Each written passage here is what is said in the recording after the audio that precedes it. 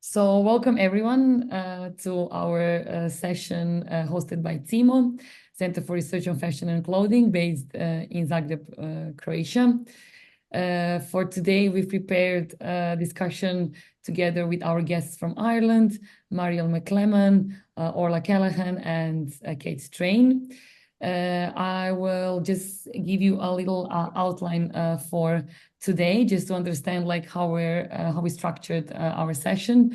So I will start with a bit of a CIMO and GFA introduction, just for all of you who have not attended some earlier events of GFA as well. Then Marielle McClellan will give an introduction as well. Then we have our guests, Kate Strain from Kusvel and Ohrim and Orla Callahan from Home Industries. They've collaborated with Marielle on her project, so they will also join in. And then we'll do a little Q&A and then a break, just because it's a really long session. So just to, not to keep everything as like full lectures, but just to make it more interactive. So this break should happen around 6, and then we go to the second part. Mariel McClellan will speak more about her artistic practice and specifically projects that also we initiated with her here in Zagreb. Then we have a little Q&A about that. And then I will share with you a project that we did in Zagreb before, like 6-7 years ago. I'm telling you a story with needle and thread that links very much to the topic of this discussion. And then we'll have, so we should finish by 7. And then we'll have a 1 hour of sharing console. Just to explain the concept, is a very open forum in a way where we can just open discussion around topics that we thought were interesting in the previous discussions.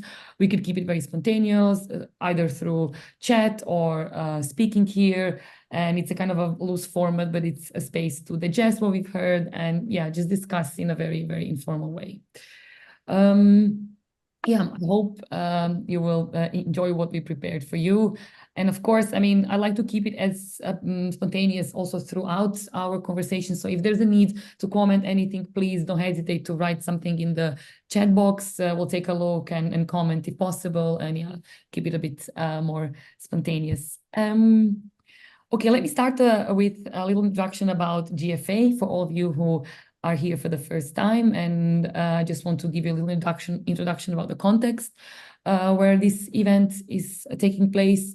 So GFA is a kind of a grassroots organization of different platforms from all around the world that are interested in decolonial approach to fashion, speaking from different like non-mainstream and non-central positions about fashion practices, craft practices, different types of local traditions. So I think it's a very important platform that was initiated in 2022. That was the first time that we tried out the first let's say version of GFA. It has also been online mostly, but some of the participants also join kind of events that are offline and online. So the idea is that it kind of brings in local audiences, local cultures, local communities in some way where they could really showcase how they research on fashion topics. But I think it goes way beyond what we would consider like the fashion system. I think it's really discovering what are the local variations of practicing fashion, practicing clothing. I think in many cases, it's really way beyond what we know as fashion system. And that's the beautiful part. And it's a great resource to really like joining the Global Fashioning Assembly. I think it's a great opportunity to really learn about other traditions, other contemporary approaches to fashion, which I think actually is not so easy to track online. With all the Googling that we can do, I think a lot of really interesting initiatives is super hard to find. So I'm really glad also CIMO taking part in the GFA 22, like also learning about so many different other initiatives and people. And it's been like a great community building over the last 2 years. And we're very happy to be able to continue this program. And like kind of also broadening the community. So this year we have 20 different communities from all around the world. The whole program of the GFA has started in the beginning of October, and it's a 1-month-long program. So every week there's different communities hosting programs such as this one today. So yeah, I invite all of you who haven't maybe researched so far, you can take a look for more info about GFA on the Global Fashion Assembly website or Instagram, where we post all the information about the program. But the Instagram is also active throughout the year. So even though there's like this contained event with GFA as a kind of like an intense format of 1 month, there's a lot of different events happening that are correlated with the research for decoloniality and fashion. So there's a lot of other programs that are kind of a combined and intertwined with what is also the mission of the GFA. So yeah, as I said, like CIMO has also joined GFA in 2022. We also participated more in this type of online events, meaning we prepared the conversation about some of our projects which are fitting the agenda of GFA and which also give the opportunity for for all the broader audience to kind of understand a bit better what we do in Zagreb and to get to know our projects. And we always try to bring in different speakers to kind of understand better our community in the Croatian context. So for the start, I'd like to just give you a little introduction about CIMO. Some of you probably know something about us, and there was some descriptions online, but I still think it's kind of nice to give you a little intro about our nonprofit. So CIMO was started in 2013. It is a nonprofit and non-governmental organization based in Zagreb, Croatia. Here in the central image, you can see our little headquarters. It's the living room and the library, where we usually do a lot of our programs, and it's a space to host events, to host our local community, and to write, read, and research. So we are very like a super small team. At this point is Tonči Vladislavić and me. We are running most of the stuff. So it's like small programs, events, exhibitions. And we have like a really like a nice circle of our collaborators, writers, researchers, students. So the community is growing each year. The focus of CIMO as an organization is to foster different research around local fashion histories. They have been a little bit invisible, or there wasn't enough resources to really work on it. So there hasn't been even proper academic research, or we realized that there was a lack of clothing related topics, dealing with clothing cultures from the context of former Yugoslavia, let's say the Balkan context. And Tonči Vladislavić has been working on some of these topics before.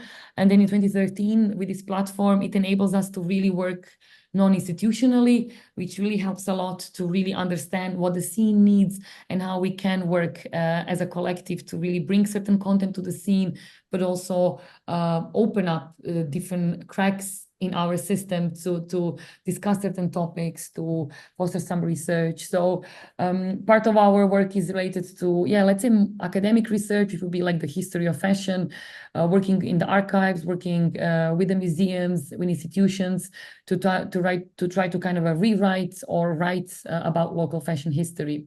Another element for us that's super important is educational and activist research that we do and projects that we organize to support communities, whether it's of students, offer context for mentorship, offer opportunities for residences, invite students to come over. That we have a really big library that's super open for students, academic research, for any kind of space to meet and discuss. And we are really proud of different mentoring programs that we offer for students, for young designers, young artists, because I guess so many times after you're done with school, you really need this platform, especially if you work somewhere between art and fashion. It might be a bit hard to find a place where you could meet and where you could get the kind of support. And that's exactly what we're trying to offer in CIMO. With our activist work, I think we really try to work with certain communities that might be underrepresented or less visible in our society. In this context, we work a lot with elderly, especially elderly women. We try to find frameworks to bring them together, to do some creative work together. And I will speak about this specifically today. Besides that, we like to support production of new works. We think that as we kind of tackle this zone between fashion design, textile design, and visual arts. We try to open this space to really produce new works in that field. So every year we invite different artists to kind of join our program. We offer financial support, curatorial support, and promotion and visibility to produce new work. And this is exactly what I want to briefly also speak about as part of the context within which we also invited Maria McLemmon, our guest today. So in 2019, we initiated a project called BOSSA, shortened for Briefing on Soft Arts.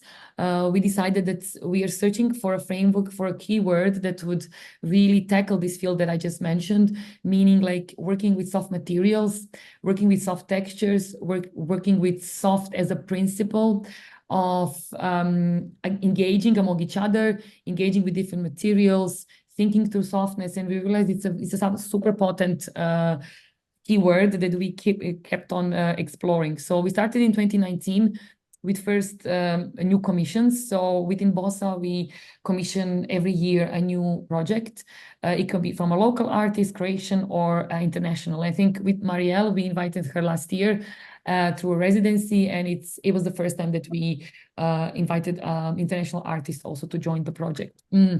I will share with you just briefly a few projects that we've developed so far from 2019 and different type of soft collaborations that we were interested in. We started collaborating in the very first year with Regeneratia. It's a tufted carpet industry factory, and also a site for textile recycling. So what we were interested in is kind of a bringing artistic perspective within the textile industrial work. And we wanted to bring in these artists to be inspired, to work together with the artisans who also work in these factories and to produce new work. It was the case for Dino Zrnec, who was the first artist we invite to join this factory. And he has produced also new work in form of like kind of a double-sided carpets that were then envisioned as an installation in the Technical Museum. We thought it was quite interesting, this correlation between a technical museum and working with industry to produce new work. And you can see a bit better here. So he worked with the leftovers of the carpets that they produced for commercial purposes. And they also hand tufted several carpets by his own design. And it was a very interesting approach because it was tufted in two sides. So it was a kind of a double-sided carpet that was inviting audience to interact with it. We continued working with the same year with the Serbian artist Maja Gecic. She was our guest in GFA 2022 when we spoke about textile industry in the region and the role of the female textile labor. And her work was a kind of a homage to one of the textile industries that was completely vanishing in the Serbian context. And she's created this kind of specific, site-specific installation from leftover clothes, and it was accompanied by different videos speaking about textile labor and textile working conditions. So it was also a work we showed in 2019. We continued further working with a Croatian artist and a professor at Textile Technology University, Josipa Štefanec. She showcased a work in a very specific, completely different way, activating the idea of softness through working in a kind of a more sculptural form, where she's created this kind of almost like little like creatures made out of textile, little textile elements that are kind of connected together, and then they fill with air and they create a super interesting feeling in the space. And I think this idea of softness, of gravity, how gravity shapes textiles and soft materials, there was something very interesting happening in space. And it was a kind of a different way to work in a super wide cube environment with the different types of textures and approach to the softness. Some close-ups of the work that we've shown. A year later, it was a COVID year, and it was very challenging for us. What do we do? Well, we continued with the project, and we are also interested in also working in non-traditional spaces. So with Željko Beljan, a Croatian artist, we actually worked in an abandoned kids store. And it was also like this time of pandemic where everything felt super dystopian. And I think this work was very much a reaction to that time. He has been working in a specific, completely different manner. It's a work that was a kind of a site-specific installation that played a lot with the technique of macrame. which is a kind of a hobby technique, but I think for him it became an artistic practice. So working with macrame as his kind of signature, he had created these different almost like creatures that have taken over this store, and we worked in a different way with lights to create this kind of a soft feeling between like hard materials and a softness and a formality of all these textures that are kind of coming through in the space. And finally, in 2022, we worked with Ben Kane and Tina Gverovic. It's two artists that were also part of our GFA 2022, a program that we hosted at that time. We just commissioned this work. It was a work commissioned and presented in the City Museum of Zagreb.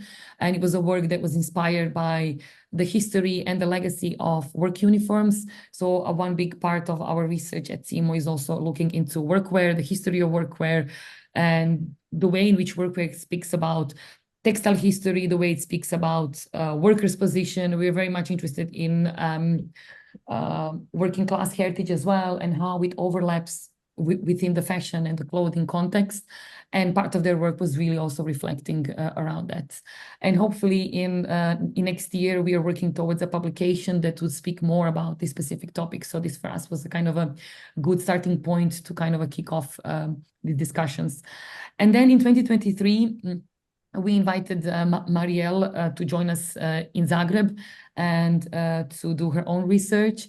And in that sense, what you will hear next is a little bit of the background of how she delved into Zagreb, where we've taken her, and how this has kind of guided her through what she has researched, and how this has led her to produce new work that we actually showed this year. Like just 3 weeks ago, we had an opening of a solo show, 2 solo shows by Marielle, one in Zagreb in Ethnographic Museum, because part of her research was kind of relating to our ethnographic heritage, textile traditions, local textile traditions.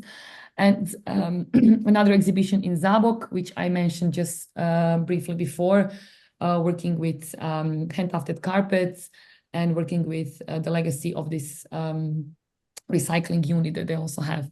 For today, we will focus a bit more on Ethnographic Museum and the research about local textile traditions. This is something that's super important for us, and it's been part of several different projects that we did before even inviting Marielle. We've started in 2016 with a project that we called I'm Telling You a Story with a Needle and Thread. And we realized there was an interesting way to bring in people that maybe not even speak the same language. They don't have any background, maybe even working with textiles or working with embroidery or anything like that, but it's a very inclusive type of format. And we started working with asylum seekers. I will speak about this more later, but we started working with asylum seekers. Then we switched to working with different female groups, elderly women that were gathered. And then we also started working with Ukrainian refugees. And this needle and thread has always been a way to start a discussion, a way to bring us together, a way to tell a certain story without having to narrate it, but also a way to get people to start talking as well. So one part really is happening through working with hands, working in a very simple manner, finding your own visual language in these very simple formats.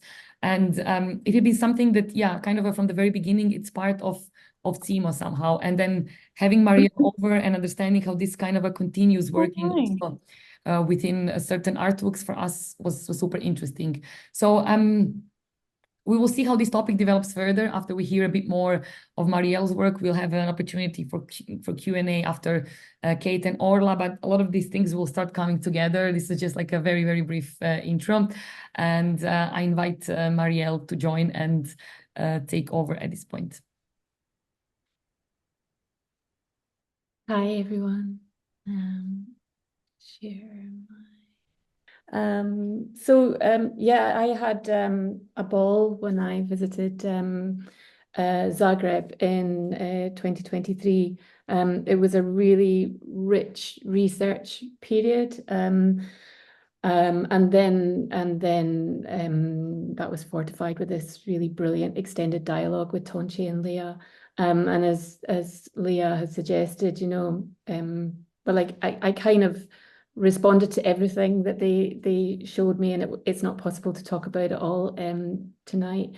So we are focusing, like Leah said, on, but I thought this first half I would talk about maybe some of the things I was interested in, or certainly how I came to be working in the textiles area, and my interests that made us a good match, and with a particular reference to home industries and how that work developed with certain things. So it'll be like looking at reference points rather than going too in depth with things. And then the second part will be looking at the exhibition, or one of the exhibitions, potentially some of my past works that might be relevant if there's time, and possibly filling in all the things that I forget about to talk about in this first section. So I studied drawing and painting, but I think the dialogue between materials and subject has been a cornerstone of my practice for a couple of decades now. And very often I'm using context-specific materials or found materials, and I'm combining them with craft references and techniques to interrogate their potential to produce meaning. And I'm really drawn to transitory aspects of sight, really interested in exploring ideas of loss and preservation in the context of progress or perceived progress. And so I'm working with subjects around the built, the natural, and industrial heritage.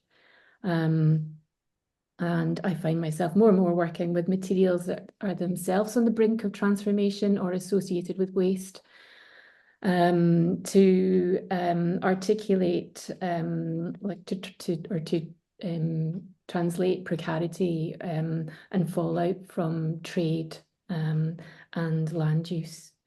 So there was a real fertile ground for me with CIMO and the past work, and actually GFE M22 provided like an amazing source of material for me, and that will come up in my presentation, I think.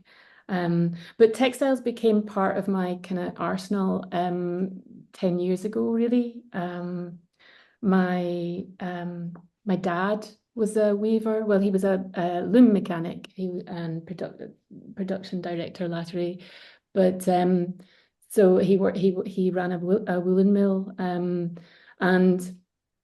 I suppose as a child I was used to running down the corridors of these stilled mechanisms, these giant big looms, stores full of tartans. And as a teenager, I was very aware of him coming home heavy-hearted, having spoken to another colleague from another mill that had just shut down. So I was very aware of the decline of the industry and the textiles industry in Scotland anyway. And so, I mean, that all makes perfect sense for the kind of work that I do just now, but actually it was the point where I switched to working with textiles was talking to other 80-year-old men in a dialysis unit of all places. So I would, when I moved to Ireland, I began working in a dialysis unit as an artist, supporting people to make art. And I found that in the older generation, many of them did not want to paint or to engage in what most people perceived as art in a healthcare environment. And so trying to find some common ground in this new place that I was calling home, I would go out at the weekends and retrace the steps of our conversation into the Connemara landscape. And that's when it was the moment I saw sheep's wool clinging to a fence, blowing in the wind, stained with red marker wool, that I thought I could dye wool. And that took me to the Leanon Sheep and Wool Museum, learning about all the traditional plants that would have been used to dye wool, the traditional roles of male and female. The men would have done the weaving, and the women would have done the dyeing originally, apparently. So this was one of my very first pieces of work that I made, and it was picking wool from wires and dyeing them with the plants that I gathered. And that became a kind of larger body of work where I was, I suppose, using textiles to like as an abstracted record of journeys that I'd made. But really it was informed by these elderly gentlemen. One was an angler who would have picked the sheep wool off the fence and dyed it the right shade for the belly of a certain fly to catch a certain fish. And then I was also talking to farmers that could remember the smell of retting flax for linen production, or certainly they remembered conversations with their grandfathers about the land that had been their fields that had been used to grow linen and then spin linen from that. So they were obviously they were all seemed, so that was where it kind of started from. Not my father's business, but so always these ideas of land and place and practices and feeding practices were coming through in the work. And then so that really resonated when I went to the Ethnographic Museum and engaged with the library at CIMO, because of course Croatia would have had a long history of people growing, families growing flax and weaving linen in their homes. And these fantastic embroideries became the starting point for home industries, our own home industries, which we started with Kunstverein Ochrum. And the embroideries were used to inspire the needleworkers that I worked with. And just showing a few examples, the 3 images on the right would have been, on the left, are from the Ethnographic Museum. I was really drawn to this. You'll see this in later works.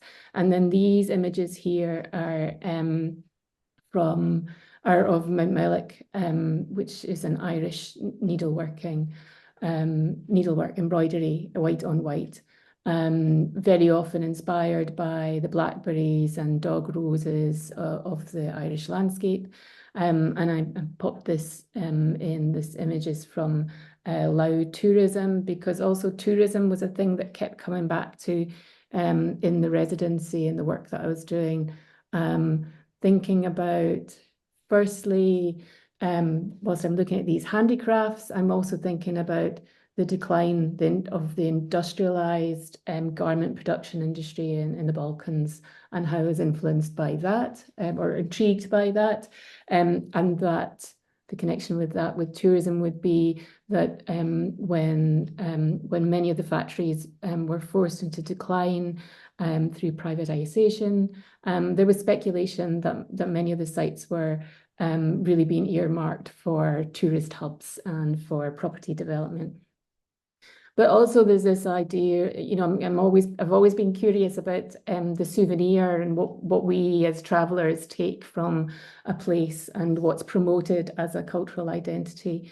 So that will come through the work that I show you. This is from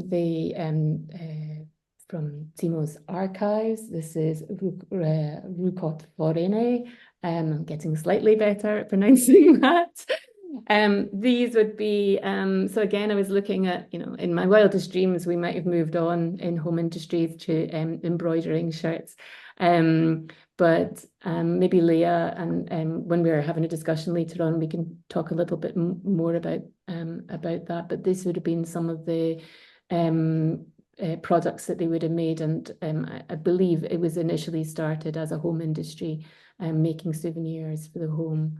And then this is a souvenir runner that I bought myself from a tourist shop at Dollak Market. And this was unpicked and used as thread for home industries, for Orla and the gang, to embroider Irish souvenir handkerchiefs, you know, packaged in everything green, but not necessarily made in Ireland until it was embroidered by home industries.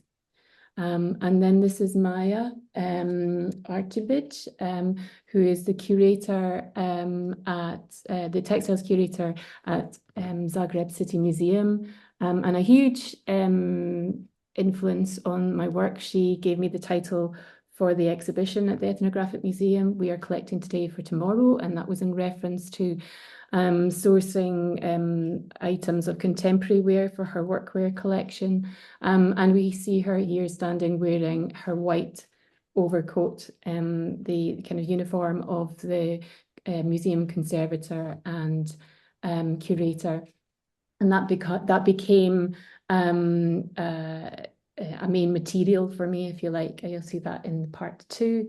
But here she's showing an example of a beautifully embroidered dress, and she had told me that I think this was something that would have been done at school, that was something of children of a certain age or women of a certain age would be embroidering these dresses, and it kind of resonated with stories that I was hearing on the dialysis units and in other units of the hospital from people who were maybe embroidering table runners or table mats for placemats for the home when they were young and at school.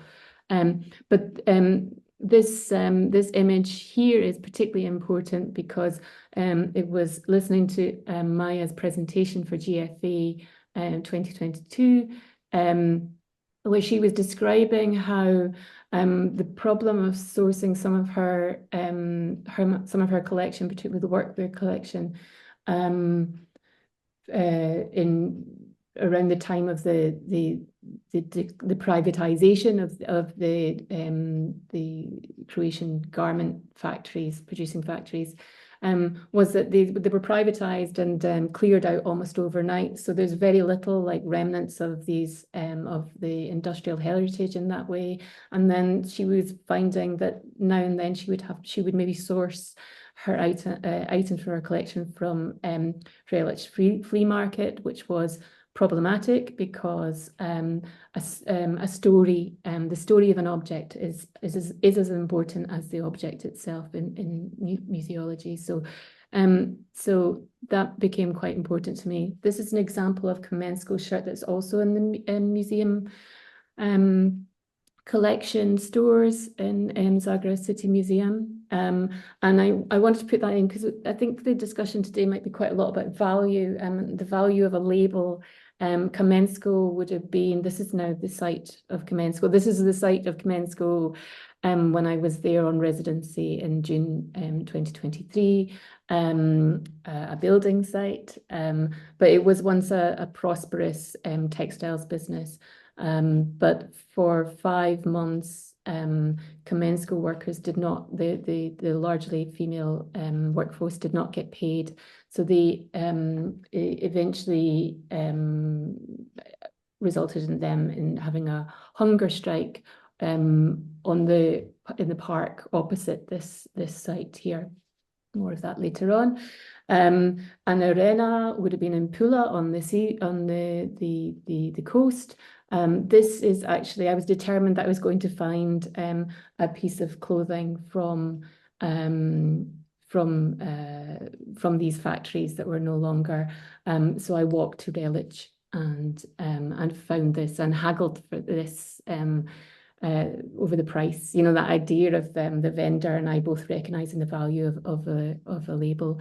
And this there would have been many protests, women workforce out on the streets. This is a more recent one, or taken from an exhibition that's currently on in Zagreb City just now. That's on my last visit. So anyway, my idea that was to involve home industries before they were even actually conceived of as home industries, what I wanted to do was create some piece of work out of this commemorative journey to Relic, even if I hadn't found the Arena cardigan. I walked along this miles out of town to what's a flea market that's basically overlooked by a landfill. And all along this road is strewn with clothes from vendors who are not even actually, you know, in the actual market itself. But there's the most beautiful pathway next to the road, but I'm with beautiful grassy area with like just hundreds of different wildflowers. So I collected those wildflowers and then pressed them. And this is me trying to solve the problem of not having a flower press in my Airbnb. And it's using the tourist brochures and 2 tables to press these flowers, which you can see are halfway here on Photoshop to creating the designs, which Home Industries, my magical team of needleworkers in County Wicklow, embroidered for me, meeting weekly in 10 sessions at Kunstverein Ochram at this table. And so this idea of the table is so important. It kind of picks up on what you were saying, Leah, you know, how the act of a needle and a thread somehow forges this community, even if people aren't necessarily thinking along, you know, from the same kind of walks of life. But this is an introduction to some of the work that was made. So as I said, you know, I took this table runner from a tourist souvenir from Zagreb, unpicked it to create to give me the threads for Home Industries to then embroider these Irish handkerchiefs. And this is the work of Caroline's beautiful poppy. Here you can see some architectural details, which I'll get to later on. But you can see I provided black and white paper printouts and marked up with embroidery pens, and then left it to the team to decide which colours they were going to select to use themselves. I wanted, you know, enough of, like, I'd always worked in a patient-centred or person-centred or person-led approach in healthcare. So it was very strange for me, like Kate Strain and I conceived this as a way of kind of alleviating intensive workload and have like creating a kind of production kind of team. But it felt strange giving my, you know, work away to people. And Orla and I might have an interesting conversation about, you know, the push and pull of, you know, at what point I dictate things and what time, you know, how lightly do I hold a process. So this is Joe's unbelievably tiny stitches.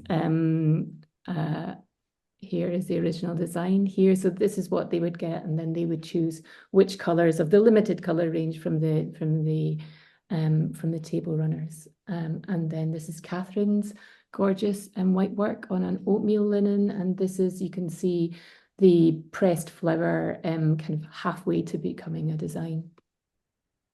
And then this is Orla, who you'll hear from shortly. This is what they'd receive in the post from me.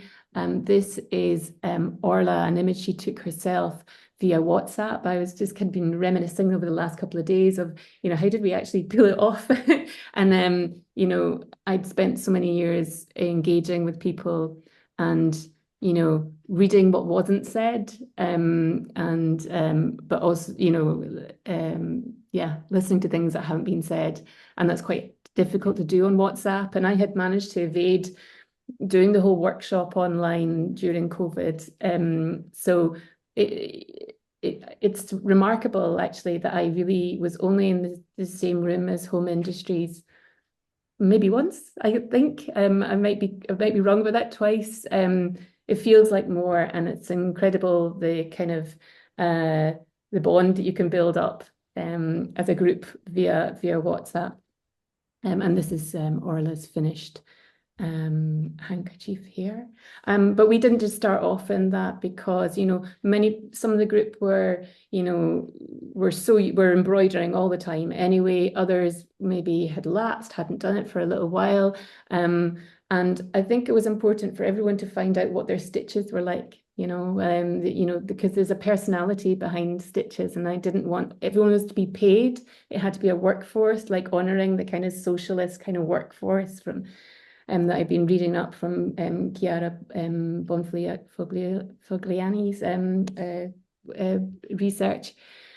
But but also they just had to be able to find find their own thing. So this was what we started off with. And funnily enough, before we knew, we had the exhibition at the Ethnographic Museum. This is details at the Ethnographic Museum, and then the home industries playing around, testing out stitches, seeing what would work, also inspired by the images that I had given them from the Ethnographic Museum. And then the borders are made, some of these, they made these borders afterwards because everyone, most people were enjoying it so much.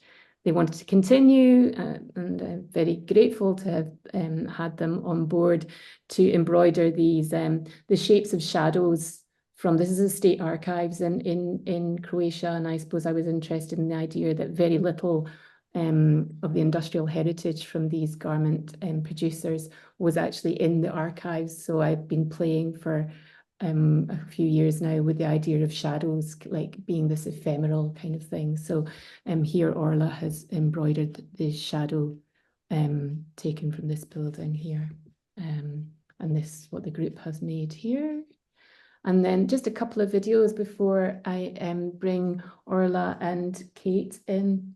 This is little clips of a film that Saskia Vermeulen has made, is in the process of making for us just now, that documents the home industries in place. So they're not long, just 2 minutes max altogether.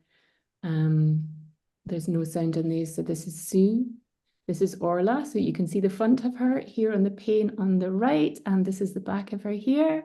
This is Catherine and Joe, and in the next clip, we'll see Caroline, I think is the gorgeous quality with the Super 8.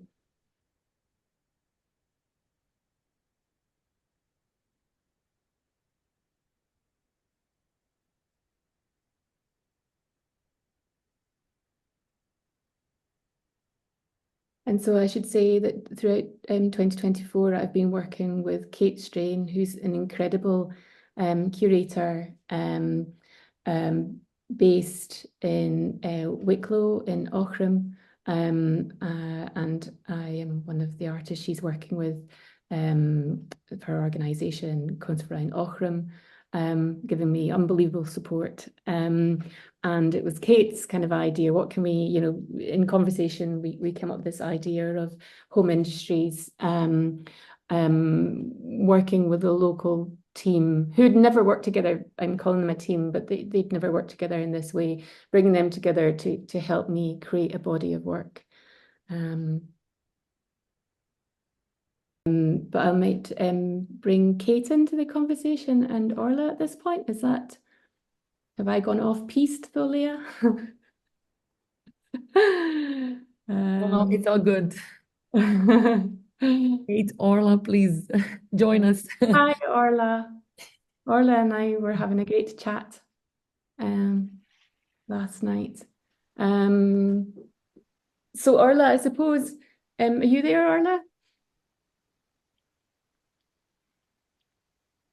Yes, I am. Hi. I wonder if you could maybe talk a little bit about where how you were approached. You'd already done some work with Kate at Conservain Aughrim, but maybe you could like give us a little account of your background, because you were an artist, you're a practicing artist. You also have vast experiences in teaching and working with groups. You're a needle worker, and I wonder if you can tell us about your experience from the start of home industries, how that felt, and Sure. Yeah, absolutely. I mean, I still feel a little embarrassed at being described as a needle worker because compared to Sue, for instance, in the group, who's just like a supreme needle artist. I would have, I grew up with my three sisters in the 60s, no TV and masses of handwork. So I've always had all of that as a background, but limited embroidery, I have to say. at one stage I was teaching a course in textile, um, and had to learn a bit of embroidery at that point. But yeah, I guess I've always used my hands, and so I think once you do, you have that sort of it's like sort of memory, muscle memory, or ability to sort of translate thoughts into small motor, fine motor skills. Like that was so interesting with Shane, who's was also joining in on the sewing. Is I don't know, Kate, you might tell us how old Shane is, but he hadn't sewn before, and he took off like um, absolute train, and was really surprisingly able to work out all the little intricacies of what you do when you're using a needle, I thought anyway. Um, but yeah, I mean, it's interesting for me that like this work is coming through uh, that handwork is coming through a lot in artists' practices these days. And we were talking about a few different examples yesterday, but I went through art college in the late 70s, and the notion of like craft or handwork was totally outlawed. Um, and yeah, you wouldn't have been allowed really. I think it was all conceptual, and I think I missed the handwork part of it. So in my own practice, as time has gone on, I have incorporated felting and things like that, and yeah, I just loved the element of putting things together that sewing exemplifies, I suppose. And yeah, it was prompted just in the last few days thinking about talking here about the origins of sewing. And I looked it up, and apparently the first needle could be as old as 50,000 years ago. And I was sort of taken aback by that. I couldn't really imagine, like in any of the, my kind of understanding of Neanderthal man, that there would be like, sort of clothing that was stitched together. I think we probably all think of, the caveman and woman in a hide of some kind. But yeah, I was just blown away by that thought. And also the thought of all the, that Leah, you would be so well versed in all of the kind of, I suppose, sharing of traditions of sewing and the way that they might move across boundaries. And yeah, so I was inspired yesterday to look at a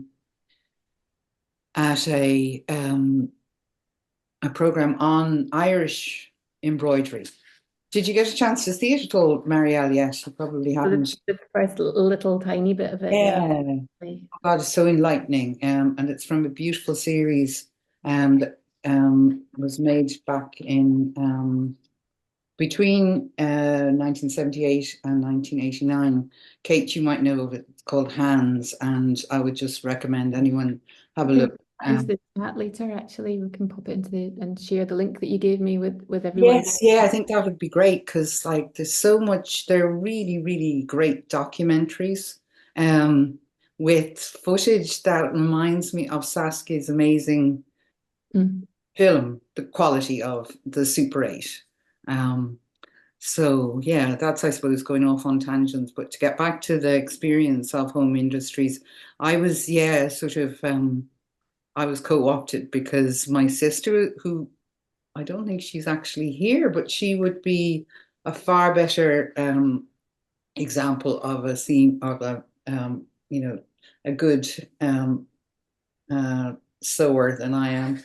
And she wasn't able to do it, so she sort of suggested me, and I was delighted to come on board. I'm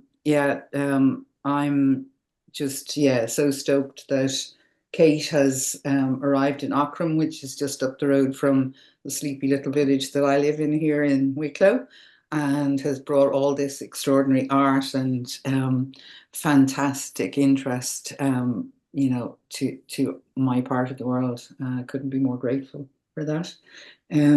So yeah, I had some connection with Kate before, and the minute that this idea came up, I just said, yeah, of course, sort of, even if I don't feel like I'm brilliant at sewing, I'd be so delighted to take part. And yeah, this sort of the gradual kind of exploration and understanding of Marielle's incredible practice and all of the layers of it. I've just heard something else, Marielle, that has connected dots for me, that, sort of, there's just so much to all of your work, and the things that sort of, yeah, they are like threads that bind it all together.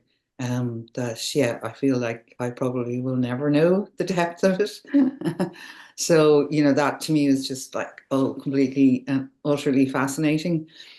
But yeah, when you were talking about the kind of getting into it, and the if you go back to the do you have the slide, Marielle, of the um Which one one? of the samples, the first start?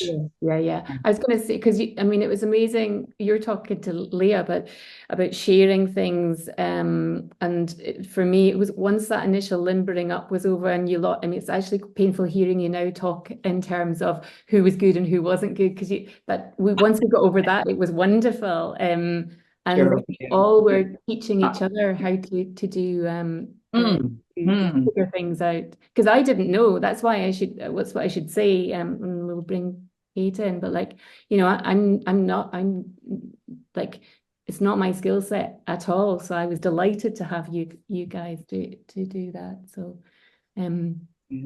sorry, tell me what you were going to say about this.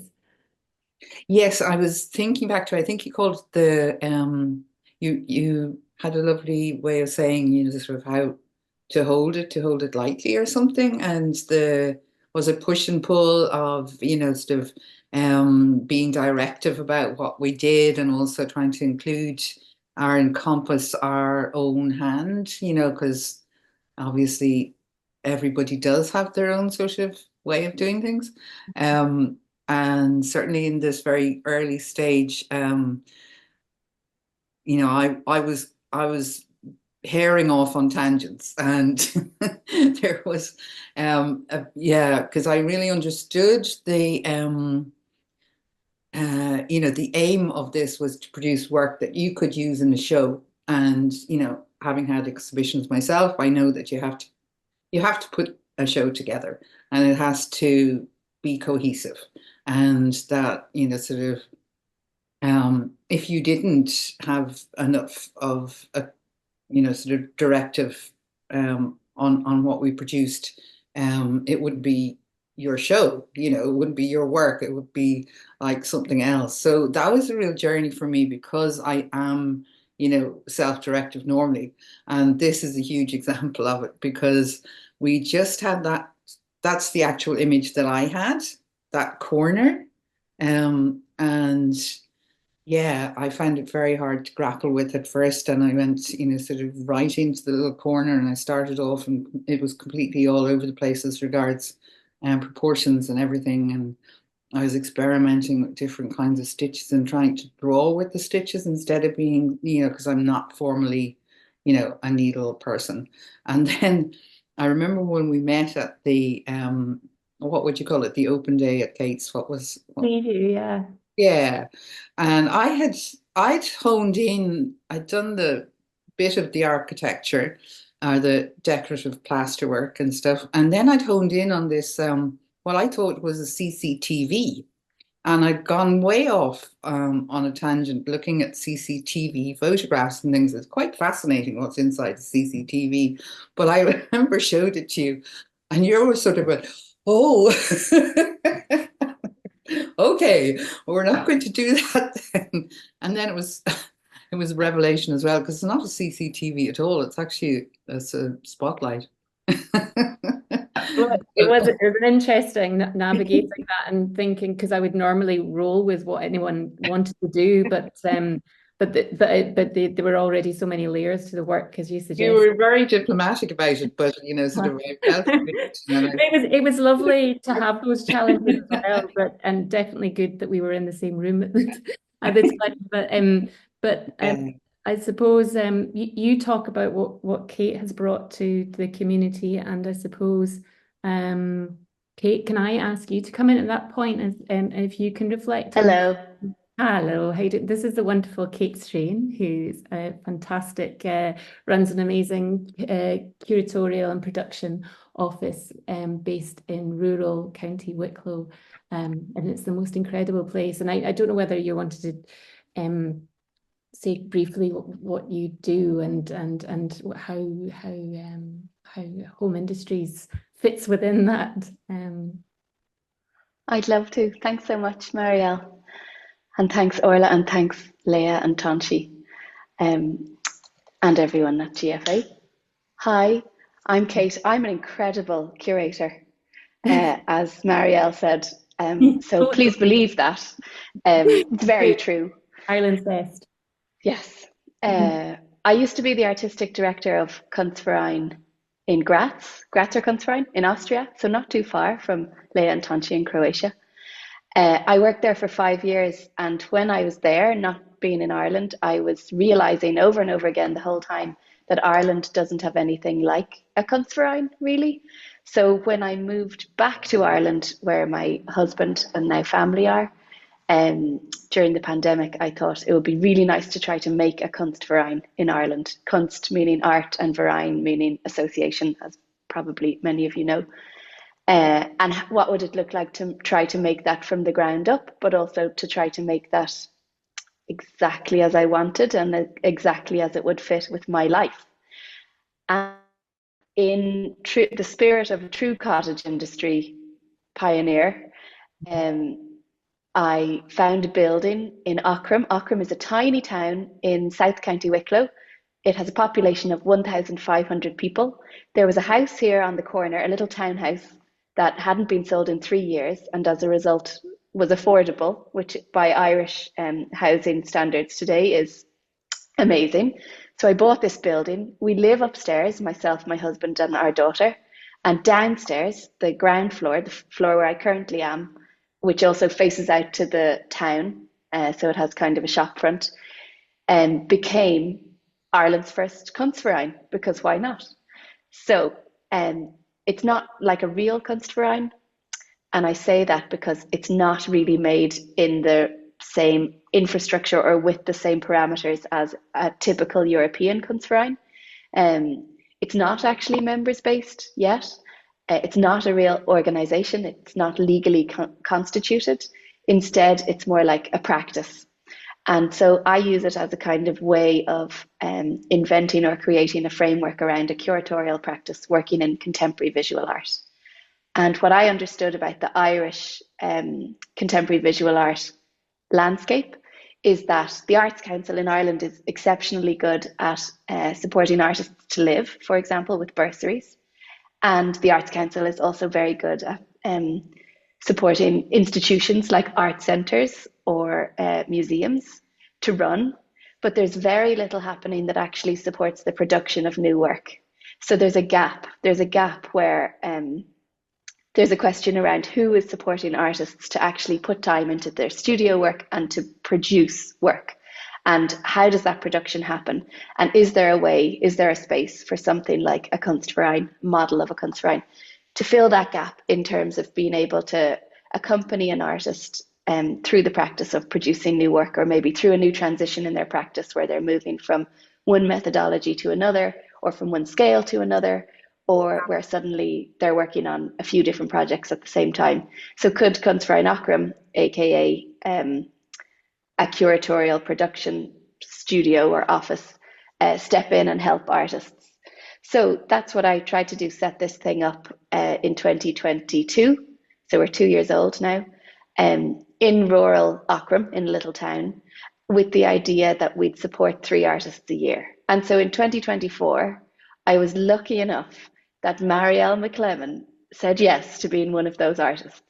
And so that means that throughout the entire year and a little bit before and loads after, I hope, I get to work very closely with Marielle as a kind of curator in her pocket, like a sort of critical friend who she can call at midnight and say, help, or who she can text anytime she wants and say, how do I navigate this? Or what do you think of this? Or is this too blue? Or whatever the question might be, that I hope to kind of try to be a presence in her world that understands what she's working on, the vast body of work that she has already created, and tries to in some way be like a navigational tool for her to sort of help hold things together, or see the way in the fog, or think about, oh, have you thought about this funding opportunity? Or, oh, I think your work would look amazing here. You should totally approach these people. Or, you know who I think would love your work. I'm going to bring them to see it because I think they'd love it so much. So to try to be a kind of connector, even though so much of what Marielle does within her practice is connecting. But I think sometimes it's nice if somebody outside can come in and like lift up a little bit of that burden. Instead, what I've done with Marielle is like double or triple the burden for her by thinking with her and her like incredible, imaginative and deeply inspiring methodologies of knowing so much about the context of everything and everyone that she's working with, and not only kind of holding that context together, but also putting so much care and thought into every step along the way. So I think the example of Marielle, where like unpicking this souvenir tablecloth and then reusing those exact same threads to give to home industries, arriving by post into my little post box and landing on the table with the women who are working around the table, and those threads going back into a new artwork that then becomes something else that has had so many hands and so many thoughts around it. It's a really beautiful kind of encapsulation of Marielle's wider practice, just the level of thought that goes into every material step and every conceptual step as well. So when Marielle and I decided to start working together, one of the things I thought we should address is the workload, because her work is so incredibly labor intensive. And we did dream up the idea of home industries. And I didn't know before we started it, but actually home industries was one of the ways that I was able to settle in to this location in Auckrim. I'm a blow-in, which means I wasn't born here. I didn't grow up here. I just landed here in 2022. And I don't know everyone in the town. I have some really good neighbours who kind of network me into the community, but it's a very maybe typical Irish town rural community where you're not immediately accepted. And although there was a lot of like open arms, welcome, and let's do things, because it's always exciting when an art thing comes into a community, there was still lots I didn't know, and home industries was a kind of key for me in a way to get to know more about the local community that I was becoming part of, and that I was like becoming an active agent and an active member of. So Marielle and I thought about home industries. It would be a group where people who are able to do needlework come together. I host them here in Clonsferrine, Auckrim. We meet once a week. Let's do Wednesdays, because that's the day when I have childcare. And we meet once a week for 2 hours. We pay them a fixed rate. It's €15 an hour. And they get paid. We meet up. I give them tea or coffee. One of them maybe brings a treat, but who are they? I don't know. Who are these people? Where are we going to find them? So my first task kind of working with Marielle was thinking about, how do I get, say, around 6 needle workers out of this population, and I don't know really anyone.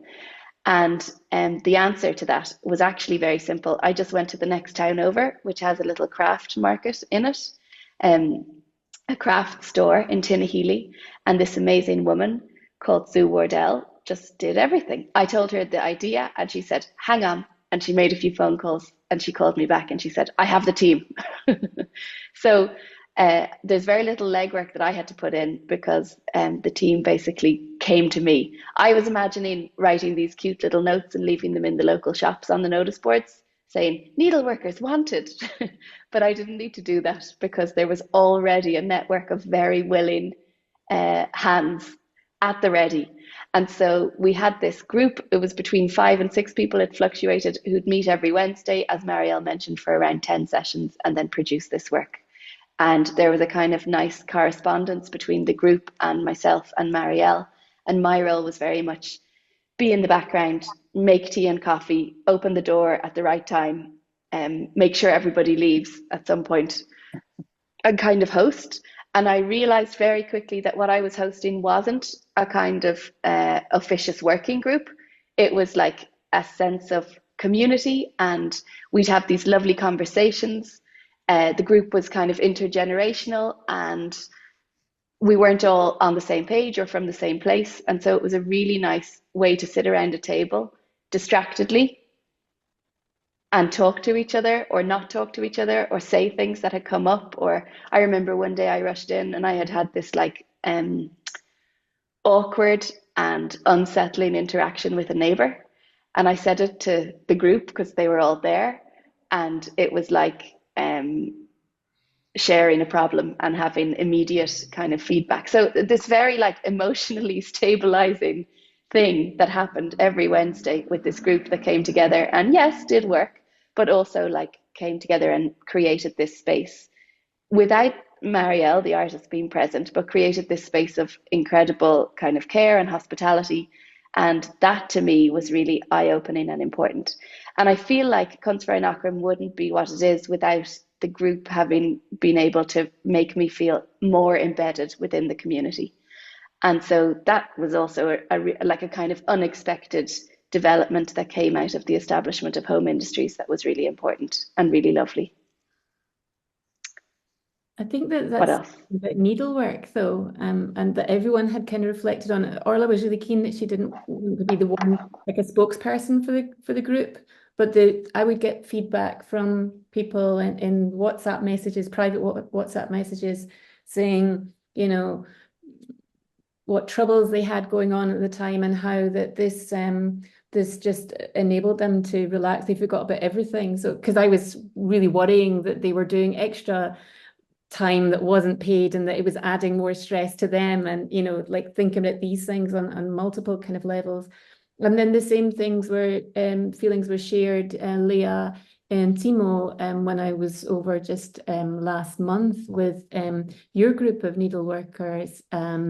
We're saying exactly the same thing, but also just listening to you talk and thinking about Leah and Tonchi, like the host, you know, it's not just a background thing, like it's symbiotic, like, you know, you're hosting, and the way that you host, Leah and Tonchi, is exactly what allows groups of asylum seekers or whoever it is that's got the needle and thread to just be themselves and relax and let their individual language come out in thread and needle, I think.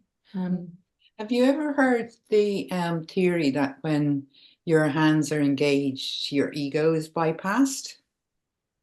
Is that true? I don't know, but I have been told that's the case, and that's why, you know, men's sheds work so well, and that, you know, sort of coming together to work with your hands has this amazing atmosphere that is like, Kate, you described it as a safe space, I think, didn't you? Yeah. It felt like that, and we'd have difficult conversations. And it was, and not everyone agreed, and it was important that not everyone agreed. And we weren't just like an easy, like it wasn't a bubble in some way. It was like, yeah, I think when your hands are distracted, you can do and say things you otherwise couldn't. I'll never forget breaking up with a boyfriend when I was driving, and it was very easy. Later I regretted it, but at the time it was really useful. I'd say sewing would also have the same kind of calming influence. Actually, because I know, Leo, we should probably check in with whether we want to do questions or if we. I think again, spontaneously we started with discussions, so I think it's also a good moment if there's any, anyone else wants to come in with any comments. I've seen that we have some comments in the chat from Civive. So we can take a look. Thank you, Civive, for commenting. I guess I just also wanted to to comment on this community, creating community. I mean, we've seen it also in so many ways in CIMO with different projects and different profile, different generations coming together. I think that's also really interesting. Like kind of just like step by step, like each extra session, meeting together. I mean, this is what we always say, like it kind of really goes together. So even though it can be a very silent type of work, it also is a great moment where like stitching and speaking and the way we think, I think it's also kind of different when we're doing something with our hands, and how we share, and how different profile of people can come together. It was a really beautiful, like I see a lot of synchronicity between what you were saying now, Kate, and how it was with home industry in Ireland, and how it is with similar projects that we do in Croatia. And I think another thing that you opened up that I think is super important is like artistic work as like a single artist genius doing, and then collective work. Like a lot of work is actually community work, and I think it's great this project where this can really come through. And I think we discussed this a lot when we were also producing this. Like it's really, there's a lot more people behind, and like especially with this type of work, I think this idea of collective hands doing something, this collaboration. Thank you, Sivive. I'm looking at your comments. I think this, we tend to forget about collaborative processes in visual art, especially contemporary art. Is like always focused on one artist, and we forget that it's really a work of so many behind. And I think if there's projects to really bring this to the forefront, I think that's super important. And also time. I think everything is really what you were saying, Kate, like also to help Mario speed up as well, partially was like, let's bring extra people, but it was still slow. So I think the fact that everything is kind of slowing down, you cannot rush things when you do this type of work, when you do it in a collective. There's something also nice, like taking your time and like slowing time down and taking different perception of time and commissioned work and deadlines and everything. I think it was kind of nice that you have to take it at the speed of a hand. So how much can you do if it's like all handmade, and what is possible and what is not possible, like scale of everything, not just the time scale, but all of the scales kind of. I think that for me is super interesting in this type of processes. And discussing with us a bit and listening to more of what we have to say. I mean, I was thinking that maybe, as I suggested, that maybe we listen to a little bit more of Marielle's project and what she has done for Ethnographic Museum here in Zagreb. And I'll be very brief about our project, Needle and Thread, just to share with you some video, just to get a better sense also of the correspondence between what we were saying earlier. And we could just open the floor just for the discussion. Okay. So this is a work called the Keeper, and I'll show it in the context of the exhibition. But I feel like this is in my studio, and I feel like possibly the colours can be seen a little clearer than in the kind of soft low lighting of the museum. I want to bring you back to Maja Arčević, the textiles curator at Zagreb City Museum, for this, with her wearing her white cotton lab coat, work coat, being the main inspiration for this piece. I was already working in quite a lot of using paper making processes quite a lot, not necessarily to make experimental paper, or and using a lot of fabric as well. So probably not what a master paper maker would call paper. So I had this idea I was working with cotton linters anyway, and at the time on a train to Zabok, to Regaleria, to the artisan rug makers, Tonchi and I were very enthusiastically talking about dust. And at the time I had been making, reconstituting fabric out of tumble dryer lint that I was collecting. So with that in mind, I started thinking about these, how could I, I was using cotton linters at the time, could I use 100% cotton lab coats, work coats of the museum conservator, and then combine them with the remnants of whatever reclaimed textiles I could find, and so that's what I did through the residency. So what you have here is the pattern was taken from a white work coat, but then the paper itself is made from pulped lab coats, work coats that I had pulped in a paper making studio that I use in Glasgow. But then the rest is just at home with the kitchen blender, just hours, just blending fibers of used fabrics, reclaimed fabrics. To create these kind of to create just small pieces of paper, and then like I said earlier, my training was in drawing and painting, but actually I feel like I use color theory more working in this way, working with natural dyes and working with handmade paper to get really quite quite a small select palette, but to use color theory to see how I can extend the range of that. And then piecing them together to make these new sections of clothing, which to my mind they seem to they call my mind to like an excavation, an archaeological dig, and these are the finds. And then I found that when I was piecing them together, bits looked like kind of terrazzo almost. So then I was playing on that and just creating more textures through this. Would have been like some of the threads that Orla would have, and the rest of Home Industries would have been pulping.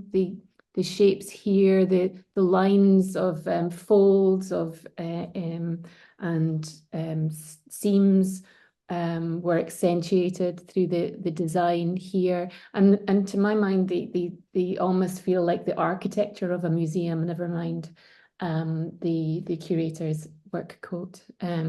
So here we have, just to explain some of the colors, we have Regeneracia's non-woven reclaimed floor covering, which is made like for the construction industry, which is almost like the textile equivalent of terrazzo. It's beautiful stuff. You get these little like shimmers of lamy and sequins in them, because it's the trimmings from European garment production reconfigured to make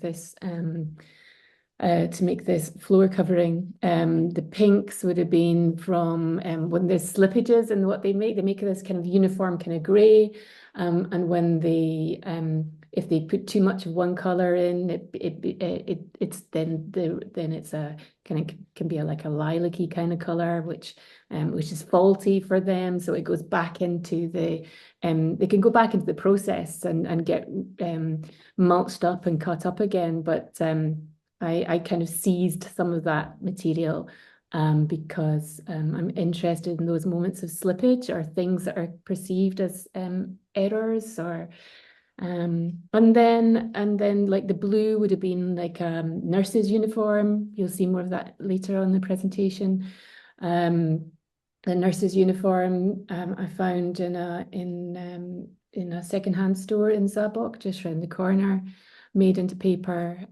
Always thinking about ideas of like invisible care and invisible labor, and then the whole thing's like gilded with rose gold. I play a lot with gold and thinking of value. So basically, I mean, this is like surplus to requirements materials and then gilded. And then the blue here, just one last thing before I move on. The blue here, if you remember the Arena cardigan that I haggled for in Hrilic flea market. And then this is it in situ in this gorgeous round room in the Ethnographic Museum in Zagreb. This is what I was talking about. This is the kind of uniform color of Regeneracia's floor covering product. And this, you can't really see it here, but it's a gorgeous kind of pinky red color. So using those like mistakes in production to extend my palette, and then just blending and mixing colors together. And one, you could kind of tell from some of my work, like some of what I've shown you about my work, there's a lot of hidden labor, I suppose, in my own processes, and it's very much a process-led practice, very responsive to site. So I've been thinking lately about how can I start bringing some of that in to hint to the viewers. It's not just left a materials list. How can I bring in some of the process to help in the reading of the work without kind of spelling it out? And for me, so these are digitally printed textile banners of different stages in the Regeneracia's production process for making this non-woven floor covering. So this would be the materials cut in rags, and then this is further on, and it's like big kind of like bales of like felt almost. But I feel like, to me, they feel like landscapes. You know, this is reminiscent of a waterfall, and I think this could be like easily be a dry stone wall in a shear, you know. But the idea came from the exhibits in the Ethnographic Museum themselves, where they use very high contrast photographs of textures from walls and from the homes where museum curators would have sourced these items from their collection. So these images are from the archives of the museum itself. And then riffing off that, I blew up, you know, this is one of the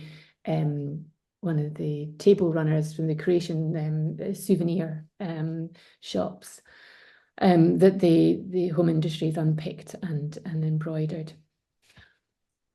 And then this was actually the forerunner that was exhibited at Kunstverein Ochrum first. This is the forerunner to the keeper, the museum overcoat piece. It's made of museum overcoats with the material, with the recycled fabrics. This is the Arena cardigan. And this is the rear of it, hanging over parfavan, I think Tonchi and Leah ended up calling it, that was a frame in two parts that can be reconfigured to go together in multiple kind of formats in future iterations of the work, that kind of reference the idea of the village flea market, the infrastructure of a market stall, or scaffolding, like this idea that these things are constantly being rebuilt and taken apart, and you know, industrial heritage is a moving kind of thing. So all this, so this is kind of referenced one of a page in one of Tonchi's books on beautiful traditional Croatian weavings, and so it's all recycled fabrics with the museum work coats, the cotton work coats, except for this little green patch here. And this is I mentioned earlier in the first part that the Kamensko workers, who after 5 months of not being paid when Kamensko went bankrupt, that they couldn't sign on. They couldn't they weren't entitled to social welfare either. They went on hunger strike. They were told to be laid off if they went on strike, so they went on hunger strike. They worked by day and then by night. The Kusht area is actually green, like it's a stain of green taken from the grass that I picked from the site of Kamensko's hunger strike. And again, this is, as I said, the Arena cardigan used in the piece. And then another part of the work was unraveling these tablecloths and finding a way to kind of reconfigure, almost like erase, you know, these so, you know, this weaver is recreating these ethnomotifs, albeit for the commercial kind of tourist context. And so I wanted to kind of talk about the, you know, the erasure of tradition and traditional patterns, so just through a process of unraveling an entire tablecloth and then retwisting them as tassels, as a fringe. First of all, in Kunstverein Ochrum, you can see the piece is rolled. This piece here is rolled here.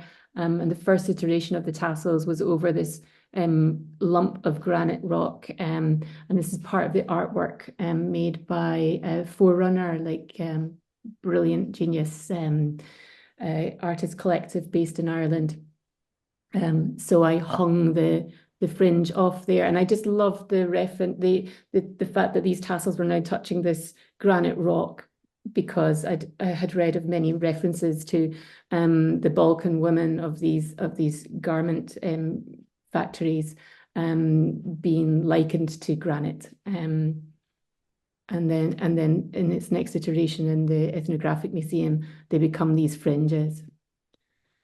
And then this is Catherine's work. This is Home Industries, how it's installed in this space. And this would be Joe's. And then there are a couple of extra samples that again relate directly to the museum objects and the museum collections themselves. I fell in love when Tonchi took me around the Ethnographic Museum the first time. I fell in love with all this like minutely pleated linen. And then I had this idea once I sourced this is Irish linen from Thomas Ferguson's in the north. And you know, even sourcing that was problematic because that was supposed to be ready for Home Industries, but the nature of these small family-run businesses, if one person goes off sick and something else happens, you know, it's not the same as ordering from big business anyway. But I wanted to kind of like make a comment on this linen. If you can see here, was used as a backdrop for the, it was used as a backdrop for the artworks. But then I really wanted them to become artworks in themselves. So the fringing, the threads that were unpicked from the edges to make the fringes for the linen backdrops were then pulped with the work coats to make linen cotton paper, which is this, and then I'm pleating it in the fashion that the shirt would have been made in. And then again, I'm using the pattern here from the work coat, and this is from the collar. And I remember being online with Tonchi and Leah, and I had sewed it all together, and then I put interfacing on the back, because I needed to think about how could these be more robust for hanging and traveling to Croatia. But then they lost something in the process, and I showed them the kind of offcuts from before I put the interfacing made on, and you have these like gorgeous kind of folds. So this is actually in you know, for all intents and purposes, it would have been like the back of our artwork, and they kind of cooed over that, and I realized it was actually like spoiling like the sculptural potential of the work. So then I remade it, and then this little necklace that's made, I have like about a massive bag of offcuts from every single piece that was used to make the keeper. And these can all, just very much like the process with regeneratia, when, you know, like all the surplus stuff can just go back into the recycle pot. That's what those slivers are made of. You know, they can either be made into new paper, or I'm just rolling them with glue to make these beads a little like the national costume. And so I imagine this continuing, and that I'll have swathes of them one day to be something more sculptural. And a similar thing here, this piece of blue Ferguson's linen, the fringe that was unraveled from here is wrapped around here and then made into paper here. And this, I guess, is a kind of like take on a needle and thread. And then this is just, I mean, the work's not concluded for me. It was, as I said, a really rich experience. And so I have like tons of paper made from these two nurses' uniforms. They're not 100% cotton, but they're a polycotton mix. But they made decent enough paper for me to work with. But it was important to me. I could have got like 100% cotton, but there was something about finding the ones that are most, had the sculptural armpits and looked like they'd been, had traces of labor and care. And what is that? And I suppose when I'm making a work, I'll have an idea, but I'm always trying to leave every single door in the process open to follow, to make other works. So, for example, this one with the ink blot, I was documenting every stage of repeatedly trying to get rid of the ink spot with different traditional home recipes. And so that might be a piece of work in itself, exhibited with the pulp paper. And this one, in the process of making this one, I hadn't realized that underneath, just secreted underneath here, underneath the fastening, someone had embroidered their name Masha, and I just thought that was so gorgeous that someone had taken the time, like so lovingly. And then I was looking at the meaning for Masha, and it translates in Maria, but then there's a kind of like a pet name for Maria that's Masha. So then I unpicked the threads and then restitched them into an embossing I did of the underside of the where the buttons are, and stitched Beloved with it. But I'm imagining like a massive body of work coming from this. So there's a stack of paper like this and a few of these sheets where I've taken the you call it couching, where you use acetate as a stencil almost. So on the wet cotton pulp, you take your mold and you put mold and decal, and you put acetate on, you cut your shape out, and then you turn over the wet pulp. So this would just be a really fine layer of nurse's uniform, wet pulped nurse's uniform, turned out onto the sheets. So it becomes like one layer of paper.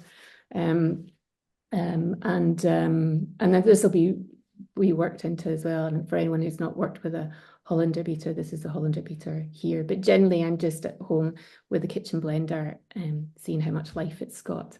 And that's kind of it. So I don't, we were at for time, but I was just going to show some very quick older pieces as reference points. This was where my natural dyeing kind of took off. This was just because I started using very traditional dye recipes. So gorse or furze, which would have been a yellow flower, spiky flower, would have been traditionally used, and abundant bracken and blackberry, and then just using mordants to adjust them to get 99 colours plus white. And part of that is like, tufting sections and then untufting entire sections if I felt like I wasn't getting enough for my money, if so to speak, that really the placement of colour matters so much. And that is carried through into the works like The Keeper, where I'm thinking about the placement of very pale colours that I'm creating. And then this would have been a body of work on the silk weaving industry in Dublin, which is no longer now. Any remnants of the silk weaving industry, which would have been in the Liberties in Dublin, is now in the museum just up the road. And I'm embroidering into this scaffolding mesh. Even the museum itself was shrouded in scaffolding mesh when I was visiting these sites. And it was at a time when this former place of industry was being turned into public parks called Weaver Park.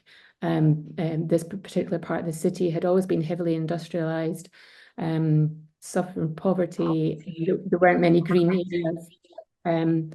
So this was in a way marking this is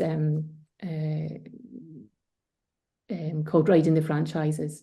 which started as the mayor preambulating the borders of a place of the liberties, but then became the guilds would have joined in, and it was an opportunity for the weavers to show their wares. And all these shapes come from a book of my dad's that would have been Woolen Worsted book on carding mechanisms for blanket production. So for a long time I've used blankets and rugs as a way of signaling kind of like place and belonging. And these are naturally dyed and then embroidered into the scaffolding mesh. So when I arrived in Croatia and like the whole place was covered in scaffolding mesh, I just completely felt like I was in heaven, and I wanted to get more of the scaffolding mesh from there. So there's like at least another 10 exhibitions of stuff that's resulting from the Bossa residency. And then this is the work for Dangan and Gropius, that small square of colours that I showed you. This would have been, this is Armand's carpet, and it's just buddleia, using one plant and adjusting the colour dyes. This is actually a synthetic colour here, and it's a play on the Oriental rug. What I meant to say with the other body of work was just the decline of the silk weaving industry came through tariffs imposed by English legislation. So as much as my work is about craft and the making, it's always looking at these global forces that are affecting and dictating people's lives, you know, the weaver at home. And this is similar. This project was initially started to try and get a fair price, negotiate a fair price of wool for the farmer, who would have at a point had made some profit from their fleece in Ireland by exporting to the Chinese carpet industry, and that's currently not the case, I believe. So, and then it's dyed with buddleia, which would have been an Oriental, you know, brought back in with from people discovering wild exotic places, and it's now like buddleia is see it's like in every like derelict site, you know, if there's a hole in a wall, you'll see buddleia, big pink conical flowers growing out the wall. So again, it's just that idea of like a signifier of decline, if you like. And this is my hand-tied Suffolk textile cross that the rug was made out of. So the idea was to try and get all the processes. So traditionally there's not a large-scale scouring facility in Ireland because of historic British legislation, and the fleece being exported for scouring can get mixed with other fibres and therefore not necessarily be able to be called Irish. So my idea initially, which failed miserably, but it, you know, became more interesting into the narrative, I think, was that I wanted to get the whole process, the spinning and the dyeing and the rug making made in Ireland, but actually it ended up being spun in Portugal and then brought back and then dyed and made into the rug. And the whole thing was, the design was dictated by how much weight of color I got. So I was grouping shades together, these hanks of color together, and then just drawing the design up based on graph paper, based on quantity from what the rug maker had said I would need. And the shapes, again, are taken from my father's book on the carding mechanisms, but kind of loosely based on an Oriental, the formation of the parts of an Oriental rug, but kind of falling apart. And then I just wanted to end, Leah, with a few photographs from our sharing event at CIMO. This is the wonderful Catherine's sampler, the first piece that she made, alongside someone I don't know, but one from the archive. Just there's the most beautiful work that CIMO have done and shared when I was over last month. just, I think that was from the asylum seeker workshops, just absolutely gorgeous depictions of home. And So, Marielle, you made a good intro for the last bit.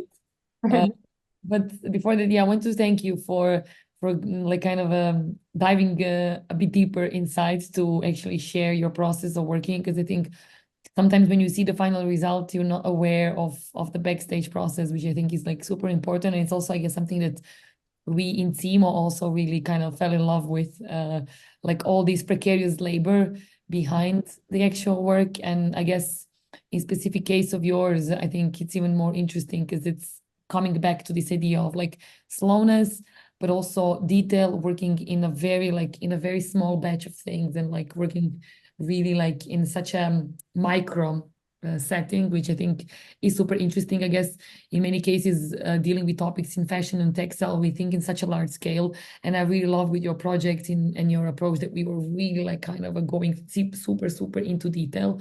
And again, slowing things down, I think for me was something that was also inspiring for us. And again, to kind of create this link, which might not seem like so logical, like how does Irish and Croatian context kind of come together?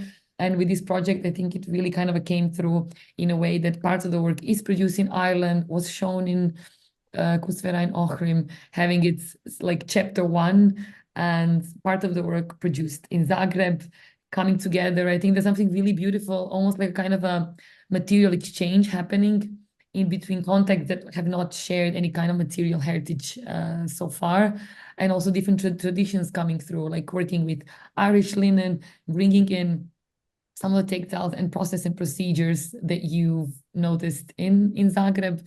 I think, you know, when you design a project, you kind of want something like this to happen, but in practice, it really doesn't happen so spontaneously. But I guess this is part of also your methodology. And again, kind of a broadening our circle of like who are our collaborators with home industries, with some curators that you've mentioned that have been your source of inspiration in Croatia. Like it really becomes, again, a collective mode of working and thinking, which I really love. And I think it's part of your practice, but it's also part of like how CIMO works. And I think with this project of yours, you're really able to like synthesize like this approach that sometimes, I mean, it's easy to write about it, but really practice it, not so much. And I think we were really able to kind of do that through this project of yours. well, thank you. I think it should have been really, I know it was really exhausting to cover so much ground, but you were so, it was great to work with you, very similar to Kate's approach as well. So it's Yeah, I felt this energy instantly. I visited Kunstfera in Ochrim in April as part of our exchange and collaboration. And yeah, I instantly kind of felt like good vibes that somehow we are on the same page. Yeah, and that's amazing for the project that we want to do, you know. I was wondering if there's maybe some questions, comments that you might want to address, or something that, yeah, was not mentioned, whether it's Orla, Kate, because what I want to show, it's just opening a little bit of a different chapter. So while we're still thinking and discussing the work and our collaboration, maybe there's something else that we want to add amongst each other for the rest of the participants. I'm wondering if I'm forgetting something. I kind of wanted to say was that I missed on the first slide, although that was a work quote, the museum work quote that was unpicked. Actually, what I hadn't expected was so many people at the exhibition for it to resonate with them of the stories of their mother and dressmaking. So here we were talking about the industrial heritage and clothing that was mass produced, but actually it's resonating with people on a much smaller level, in the same way that this idea of embroidery as a universal language, you know, that crosses borders. And I think maybe dressmaking is the same. You know, it's actually an art that few people probably practice. And then you go to somewhere like the Ethnographic Museum and everyone's mum, you know, there's still like a culture where people remember unpicking things and remaking. And Right. I think the idea that making clothes was a very was happening in the private space. It happened within the context of family. It's been something that's been passed on from one family member to another, like really like a beautiful like experience that was not related to buying, but like handmaking and yeah, also like I guess exchanging way beyond the actual garment. And you're right, yeah, I think for a lot of people this opened this discussion around like understanding patterns and yeah, like kind of flashbacks to something from their past. I think that's also beautiful. And again, I guess it brings us to the female labor, something that we keep on discussing a lot in different CIMO projects. And I guess something that we also wanted to put on a plate here, like where is this female labor? How do we make it more visible? How can we valorize it in some different way? Of course, it's one when it's in the context of textile, but what happens with this labor when it's part of the private space? Where is this thin line between this private space making into public? Where is the economy value in it? I'm just putting up some extra topics for us to discuss because it was something that we spoke a lot when we were working on this project, and it was something that stayed still unresolved fully, and we want to continue also researching it in CIMO as well. Like, what is this female labor? This informal female labor that we can kind of trace to the cottage industry back in the days. But what is the cottage industry of today? Do women still make this type of work? Is there economy resource like behind it? Or yeah, how can we materialize it in some way, or just yeah, make it more actual and discuss more in the public space? I see that there's a comment from Chepkin, but I just try to quickly read. As I was talking, I didn't get a chance to. When you were describing, I almost have like a vision of this cloth. I should recognize and put it on TV sofas. True, yeah, it's really like this kind of a simple like lace, different laced small, like we call it tabletici, like small tablets. I don't know with the translation. Something that you also put on furniture, put on like it's part of your living room accessory, like the key living room accessory. Where'd you have them in Scotland? It got like an extra value this year, specifically in Croatia, because of our participant in the Eurovision Song Contest. Okay. He's been utilizing this like simple laced this tabletici as part of his visual identity, and there's been a rise of interest in this, something that has been like labeled very tacky like in 2000s, and now it's kind of back as almost like a fashion accessory and used to belong more to furniture and like interior design. So it's interesting how this part of tradition kind of came back in some way. I mean, you were talking about you brought up the economy thing, and Orla and I were talking last night about the idea. I mean, it's maybe something you want to see for later, but the idea of the home industry is what it was a viable income to supplement farming, and now the role of the crafter, is there economic value in it? You probably would be more likely to earn something from teaching those skills rather than the time taken that for making the work, the actual work. But I think it's an opposite, like it's an important topic, because when we started researching more this cottage industry tradition in Croatia, and then we were also thinking of this, what's the contemporary equivalent to it, and yeah, like it was envisioned as an extra, like it would not be like full paycheck, but it would be some kind of a money that a woman was able to provide for herself through her own work in some way that's also regulated. So it's not really like illegal or hidden work. It's actually regulated, there's a name for it. But then through time, I guess this tradition kind of lost its official track, and women started doing it more in the backstage in a kind of invisible space, but still finding their clients, selling, making some kind of money, giving a certain kind of emancipation, which we also think is kind of interesting, like hearing these individual female stories of, for example, what it meant mid-20th century. So we know this cottage industry from the beginning of the 20th century. We're also interested what will be the progress, because we lost some of this formats. So we started working with one informant, one of our participants of our embroidery workshops, whose mom actually took part in such a work. So we're kind of working with her archive, hopefully in the next year, because she had the archive of what she was making, but she also is pretty like knowledgeable of her mother's stories of how she was making, how much money she could make, what profile of thing, who are her clients. So we're hoping to gather more of these stories. So that would mean there will be more like I don't know if I remember, like 60s, 70s. So I think it's also like that's one perspective on it, and like will also be interesting to see what is the contemporary perspective. It was one of our visions for this specific session to maybe bring in some of the protagonists who do this similar work today, and it ended up being a bit more of a challenge than we thought. So it's maybe also something that we think as CIMO to try and find people who now work in this kind of a maybe a gray zone, maybe not, maybe it should not really be a brand. So it's something in between. You work for someone else, but there's your own handwork that kind of comes through. And we're hoping to find more examples or more people who will be willing to share their stories to understand their economies.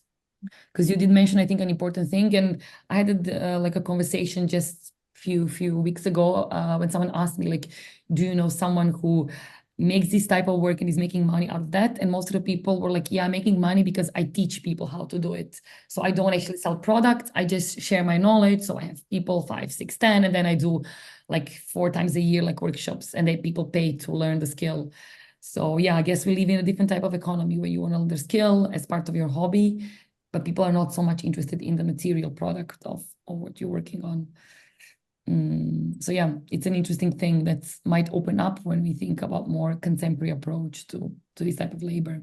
Well, what I wanted to get into more deeper, but it will be like several video materials of all the embroidery that we did in 2016 and 17 when CIMO had a very intense period of offering workshops to asylum seekers into asylum centers, one in Zagreb and one in Kutina.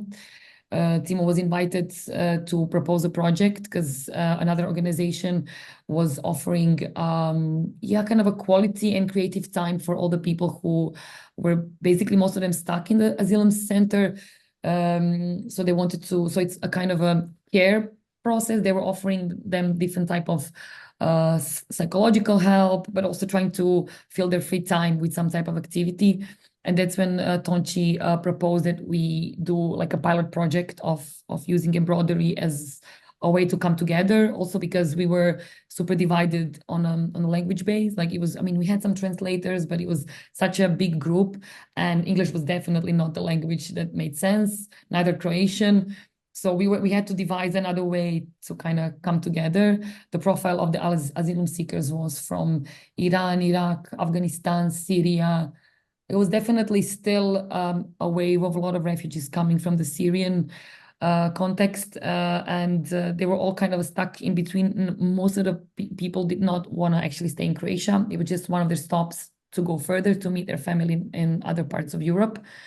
And even with the translators, we were like, okay, maybe working with needle and thread could be a good way to come together. The profile was mostly women and children.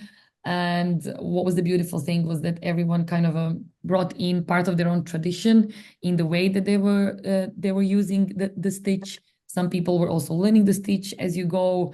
And that's, as I said in the beginning, I guess that's the beautiful part, because with the stitching, it comes spontaneously. Like everyone has a way in, everyone has their own visual language. There isn't any rules and regulation, what's good or what's not. Maybe there's some known ways of stitching, but what kind of was beautiful is that we really, like all these different languages kind of were coming through. And we were also thinking in which way to approach, what are they stitching? And we started from a very simple thing, also to way to meet each other. And we said, let's stitch our names first. So each participant was stitching the name in the alphabet that they're using. And then we progressed further. The topics that were part of the stitching process were also kind of spontaneously coming from the discussions we had. Of course, a lot of participants wanted to speak about home, about a place that they had to leave. They wanted to speak about their pets, animals that they left behind. So somehow all these topics, instead of like we were always sharing images. Instead of talking, they would show photos of their places, photos of their family. And somehow a lot of this was kind of coming through into the process of embroidering as well. And Tonchi and I, we compiled a set of 5 short videos. We extracted few of these pieces from the archive and made this super small, like we filmed with the phone. And I wanted to maybe share with you if you're interested, and then maybe this could open another layer of discussion. I can share with you some of the films just to get a sense of the material. So this was the first film. It's a name. So it was the first task. Like they were asked to write their name as a way to introduce themselves and introduce themselves to us. So you can already see here like a different approach to how you stitch, how you select color, in which way people wanted to bring already some different other motives inside. Like this is a work from a very young girl, and she was also bringing in these logos, which we thought was also interesting, like how other elements kind of come through beside the name.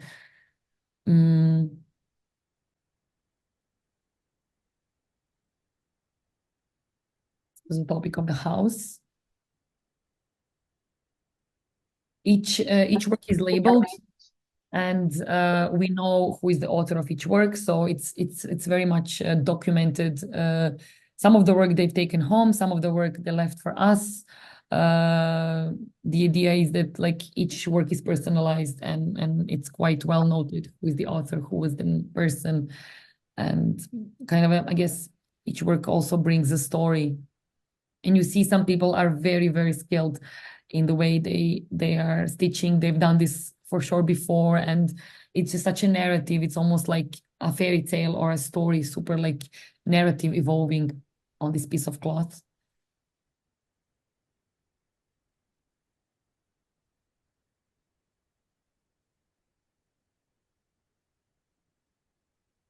And it feels almost as if like some local traditions or local like very, very authentic elements are kind of coming through just because you're using the stitch. And we have not approached this as a workshop. We will teach you how to do it, but everyone came with their own way, and some people were more knowledgeable than the other, at least like aesthetically. But I think here it's really like the value system is totally different. How do you label what is good or bad stitch? I think it's just the beautiful thing is the diversity of it. And I think working with such a big group, it was really a lot of people. I think altogether 50 different people. This really, really, really comes through. There was another one with flowers. It's generally a very common motif for stitching and embroidering. So of course, flowers and birds, they were very, very present.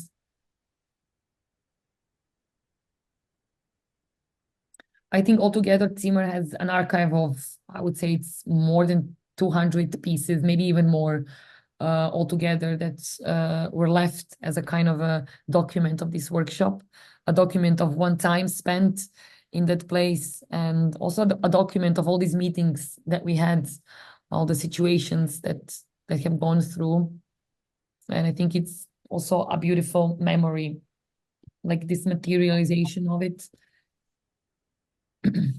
Because we had to revisit it now for the sake of also this presentation, and we're also showing some of this work to Marielle 2 weeks ago.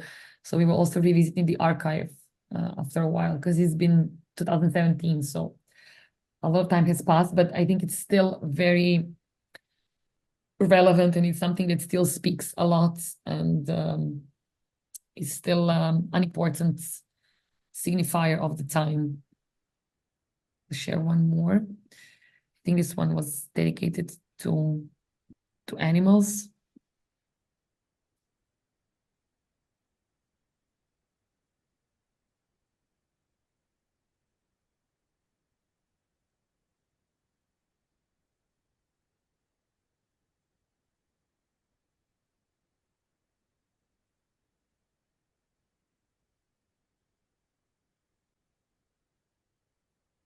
It was also interesting, like a lot of women were, of course, doing a lot of this work besides the workshop. So they would take their drawings and work in between. They would even do extra work that like it was just also a way to fill time. And I think it's also like an interesting way of thinking, because there's a lot of like passing of time and waiting for the moment when you go to the place that you actually are aiming for, and all this time kind of filled in with this work, which again like super materializes the time, the waiting time. That was the last one. The topic was the broken heart. So there was also like a need to find a way, maybe also to bring feelings, emotions, suffering, trauma. And of course, it's not, I mean, we're also not equipped, and we were not there to offer any kind of psychological help. But I think there was still a way of like making this therapeutical exercise as well. And this idea of like kind of symbolizing certain like traumas or feelings. I think also here with the embroidery, it also kind of came through. So I think this project for us, it opened the gate to, okay, we want to work more. This functions so well. People respond in a great way. And it's just a way to start the discussion, start a relationship, start a conversation. And then from there, we started working with the elderly in several different contexts, and we're still continuing this. The groups usually are quite compact. I mean, I guess maybe it would have been, I don't know how it was with the home industries. Did some of the work or meetings continued after the process for this initial work from Marielle was done? But we understood here that also part of our group that we're currently working with, they're like super eager to continue working. So we're trying to find frameworks to continue meeting, sharing. I mean, some new friendships were born there. And yeah, it became like a collective in some way, and kind of a nice way to spend time together. So we're hoping to continue in the new year as well, at least with our group in Zagreb. I don't know how it was in Ireland for the home industries. Were you still meeting afterwards or not? Yeah, Orla, you can probably speak to that. I mean, there was 10 sessions, which I think was more than we planned initially. And the sessions were supposed to be 2 hours, I think. I don't think any of them lasted just 2 hours. I mean, I'd get these messages from Kate, and there was I get these messages, and I knew that it was still going on, and then there'd be this other little flurry of messages, because generally like someone had left a bag and someone had left their threads, and I was just like, oh my goodness, this is like taking over like Kate's life. But it was just really funny, like just seeing it all. It was like, yeah, anyway.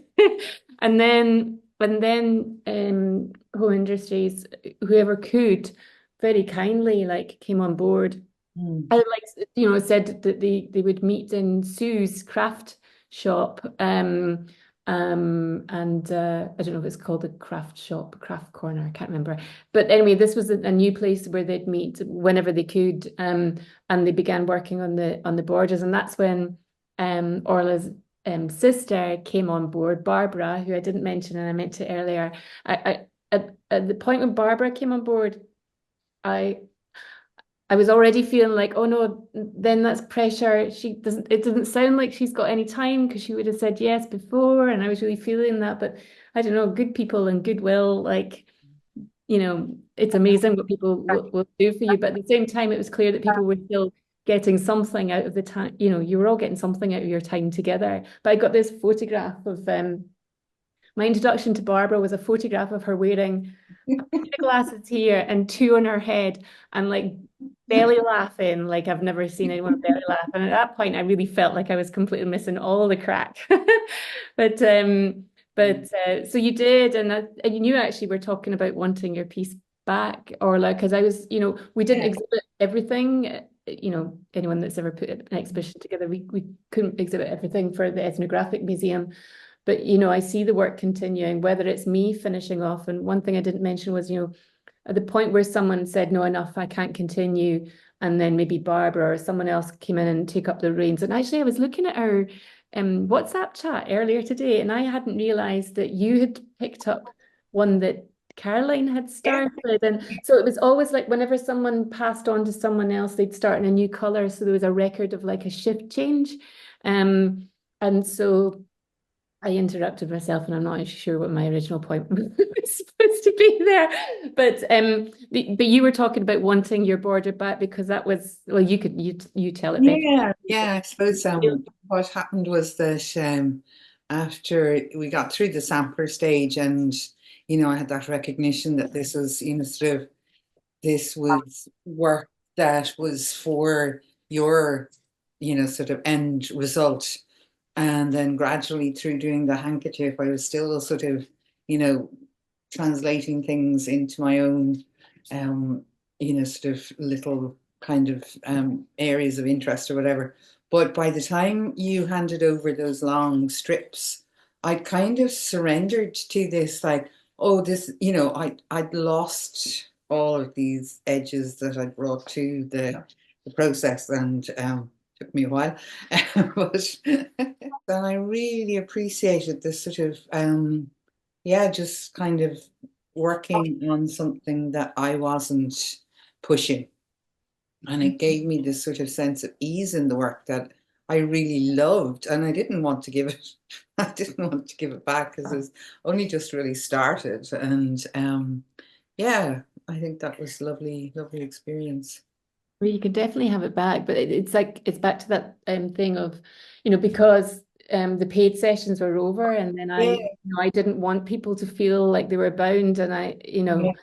But I think everyone came to it with an understanding, like you were saying, Leah, that there isn't an economic value for the time that goes into that kind of handwork. It just like would be something that Sue says all the time, because she's got these incredible crafts in her little shop in Tinnahealy, and they're really underpriced. And she would say, well, you have to price it like that or it won't sell at all. So it is like, sort of, there just isn't a match for the time. And I don't know, maybe that's sort of a magical thing in a way, that, that sort of work, that stitching is so slow, and it's meditative when you kind of just give yourself over to it and not rush it.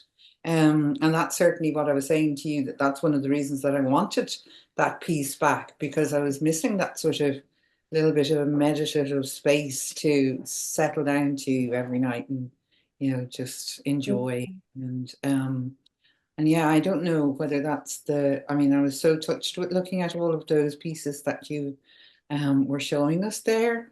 And yeah, I don't know, it really felt like looking at, sort of a common vocabulary, that there's something that is invested in every little stitch that a hand will make, that you can feel when you touch something like the handkerchiefs that we made, you can feel that, like, it's an obvious thing to say maybe, but because it's being added to, there's this really beautiful quality of weight and different sort of difference to the piece of material that you started out with. And yeah, I think maybe, Kate, I was just reminded about the response at Marielle's preview to the handwork. Maybe you'd like to say something about that, because that was really interesting, wasn't it? The people poured in and just, went for the work, didn't they? Yeah, it was really lovely. So the home industries was all happening against the very vital backdrop of Marielle's exhibition, which was amazing and lasted longer and stayed up longer. But we had a kind of a preview event that Leah came to. Thank you so much for coming. It was so wonderful to have you. But the exhibition was called To Impermanent Collections and Scattered Acquisitions, and was a number of, let's say, material interventions in this space. And when we have an exhibition with an artist, often it'll be showing work that's in development, work in progress, work that's headed for somewhere else, work that's being tested for something else. Always trying to think about this space as like how can it be useful or how can it be helpful? And Marielle's work here was really incredible because it sort of made the atmosphere of the room different. She had this incredible silk piece in the window, and it meant that the whole room was flooded with this gorgeous kind of amber light at all hours of the day, and it made for a really conducive workspace.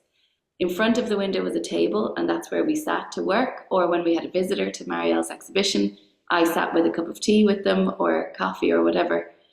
And it felt like a really nice environment to kind of sit with and think about the work that Marielle was doing. So that was really lovely. And then we had a preview day, and that was kind of a public moment where we'd invite lots of people in at the same time. And I asked Home Industries, the 6 participants, if they'd be interested in kind of being there for this open day, and just treating it like a normal work day. So doing a 2-hour working session of stitching, but not minding that there'd be people also looking, like people kind of pouring around. And we usually expect about 20 or 30 people at these things, but I think it was busier. There was about 50 people kind of through the door over the course of the day.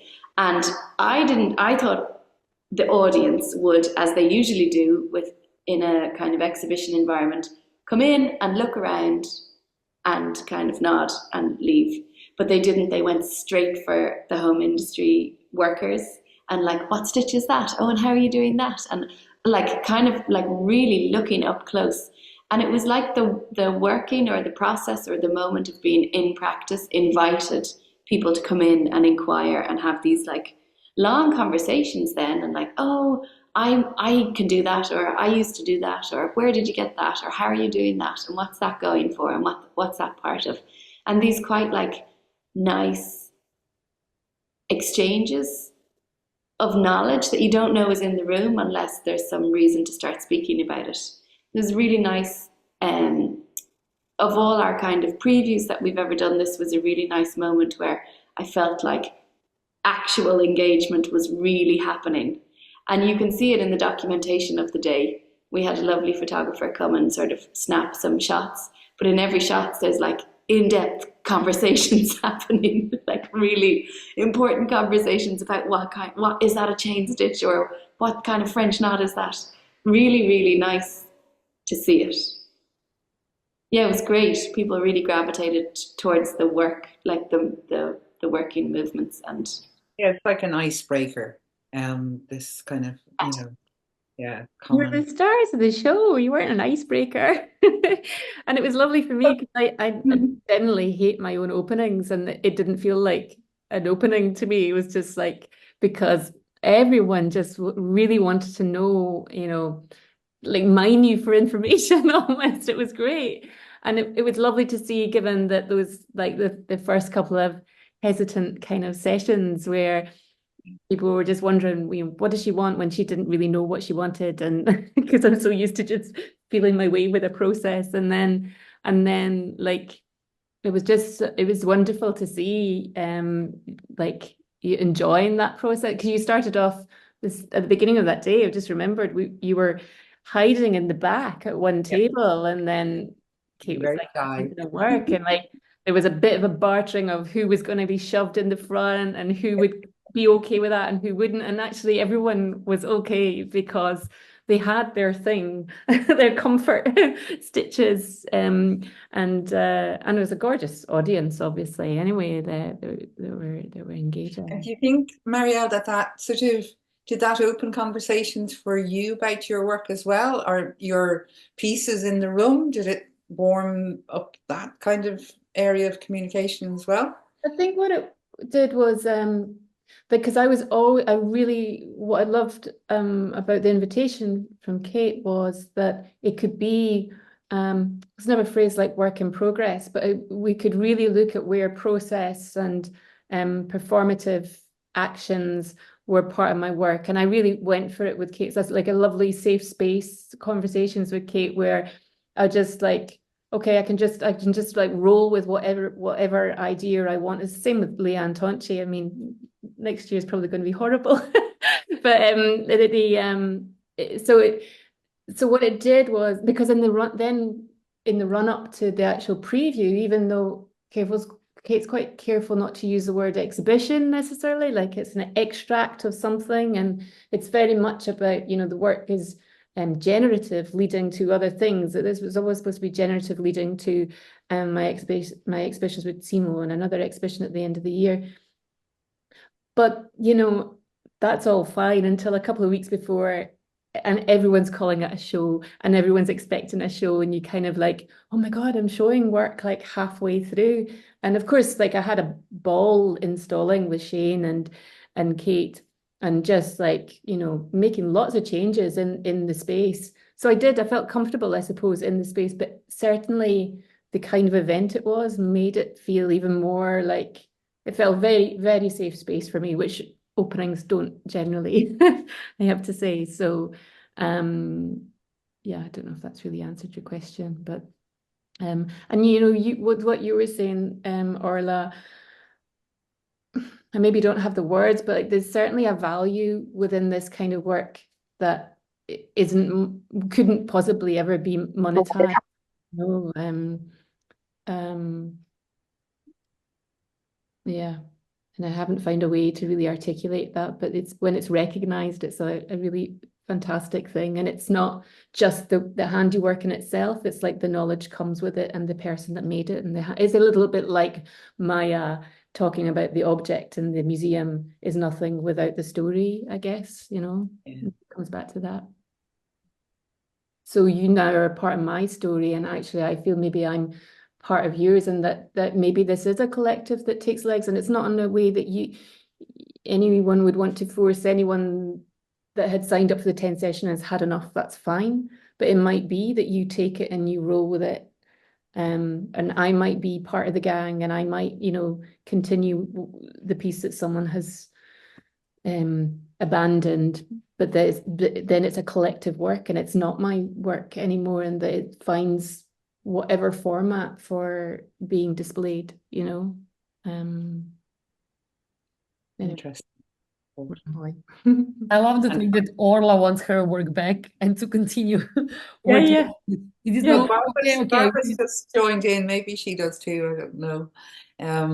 But yeah, Kate did mention something about maybe getting a group together again. And yeah, I think we all just value that so much, that sort of, you know, scheduling of something where you meet up and you have this wonderful sort of, yeah, comradely laugh about things and release of, like you're saying, Kate, about your concerns about the neighbour. You just, you know, have somebody to complain to. It's really, really sweet. It's a lovely, lovely experience. So the reason I couldn't host it here anymore was because we had another exhibition come in, another body of work, and it was mostly video. It was very dark, and the atmosphere in the room was like completely different. yeah. Video and sound and heavy and dark and no table. So it wasn't the right kind of infrastructure or like internal architecture to host. And I thought in my naivety, oh, sure, I'll go to Tinahely every Wednesday. Of course I didn't. And I think I would love to start something back up, but there really needs to be like a driver. And Yeah. for Home Industries, Marielle was the driver, even though she was only there in the room with us once, which is mad because it felt like she was here every session. But yeah, I think one thing I learned was that there needs to be somebody for whom this has to happen, for whom this isn't like a great thing to attend or host or whatever, but for whom like this matters so much. And for us, when we started Home Industries, that was definitely Marielle. So we need to find our next kind of vital purpose or reason. But then I can totally imagine doing it again. It's great. And I think, you know, when we were thinking of because there were many parts to my work and many processes I could have given over for someone to do, but there was something about the needlework that, well, I think it spoke to the particular research I was doing with CIMO, but for me, it would have felt like a sweatshop with people like making like little beads, or, you know, there is something about having that kind of that type of handiwork where people you know, it's what I'm used to when I bring people together in a room, even though I wasn't there for these ones, you know. And it is about like human connection and conversation, even when there's no language. And everything you said, Leah, was so like resonated so much with, and I actually hadn't realized, because you know, I saw a lot of that work in CIMO, but somehow watching it on the screen here now and seeing it, you know, you talked about the themes that you'd pulled out to introduce, to guide people, but actually they are the things that would come up, you know, with groups of patients over the years that I worked in hospital. Always, you know, always they're the things, and they're not led, you know, they come up, and it is that, you know, you're not there as in a clinical support worker in any capacity, and you're not leading that, and you're not trying to encroach on that, but there's a safe space, like a container that you're allowing for people to just be, and how much that matters, particularly with, you know, whether you're displaced out your home in hospital and not knowing when you're going to get back there, and maybe you won't get back there and connect with everything that means something to you.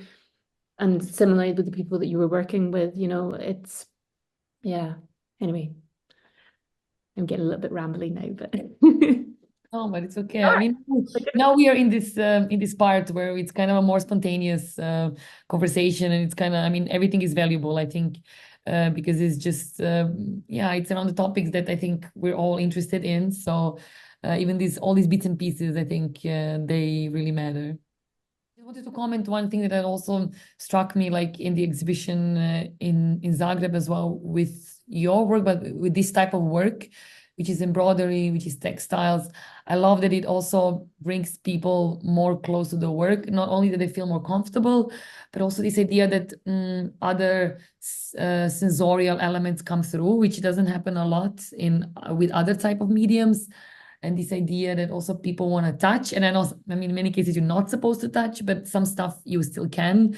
And I love this immediate moment of people like really engaging physically. It's like almost they cannot stop themselves. And I think it was also like, I noticed in the Ethnographic Museum, like people just wanted to try the material. They wanted this haptic moment, which I think is so beautiful. Again, very immediate, something that we totally miss and that we totally exclude ourselves from. This like very human, feeling things. And I guess that's also something that we're missing. The same thing as seeing like in Kunstverein Ochrim, you doing the stitching there, being present, changing the atmosphere of the sterile white, okay, Kunstverein Ochrim is not a white cube, but still the opening and kind of changing the environment, and even just bringing in the textiles, people are already changing their approach to things, and they feel more. It's again, I think here we bring in again the concept of softness. Everything becomes softer and more subtle and more spontaneous, and I think this is really beautiful, and we're missing that. it's funny when you, because I was looking at photographs of the exhibition opening, and I hadn't noticed on the evening, but all the photographs, everyone's touching all the work. And I remember in my first visit to CIMO, and Lydia, a good friend at CIMO, was like, you know, your work like calls to be touched. Like, why aren't, you know, I'm showing these carpets and things, and I recoiled. Artist that I am, and I was like, what are you talking about? You can't touch my work. And then I kind of, it made me think, and I didn't think I'd addressed it actually until reflecting on spring preview that Kunstverein Ochrim, like not only was there obviously the active activity with home industries, but Kate would don, there were a couple of white work coats at the door, and Kate would don one of these and then roll out a piece of artwork and show. And I actually hadn't realized until now, you know, that in some ways that addressed what Lydia said, but it's something I do need to think about. I mean, the paper pieces are super fragile, and like, you know, after a certain time, I'm not really going to want like loads of like, you know, oils on them, but yeah, when you work in textiles, like there's an amazing artist, Laura Angel, that you met when you came to the Art Space Studios. She just did an exhibition, and it's for a children's festival in Galway. And oh my goodness, it was so fun. The leads like basically big crocheted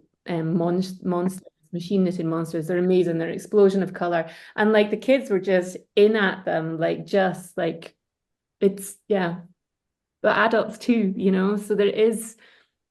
Yeah, I still haven't really resolved that in my work, but there is something about the materials, and even more interesting when they're materials that are actually like kind of like waste materials that become these things that you want to touch and be precious about. Yeah, I should have maybe stop some people, but like change just tiny bit, just to feel it. Because also, I guess in your case, people cannot tell what kind of a material it is. Maybe with the embroidery, yes, but especially with the recycle, they just don't know what is this. Like, and then it's almost like the visual element doesn't help. Like it's okay, you can see what you can see, but it's like, I cannot grasp it fully unless I just Yeah, feel it in my by my hands. It's hand. like one element of perception is totally lost without the hand gesture. So there was a lot of naughty fingers there trying to just get a little bit of a touch of the. Yeah, but the photograph, there's so much joy as well, like touching these little fringes and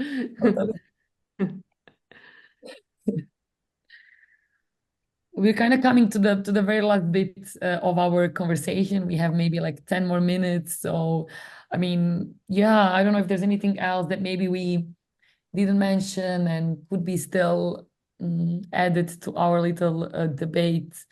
I mean, yeah, I have a lot of things going through my mind, but I'd also like to hear someone else if there's anything else you'd like to share or comment, or maybe mm, we need to explore further.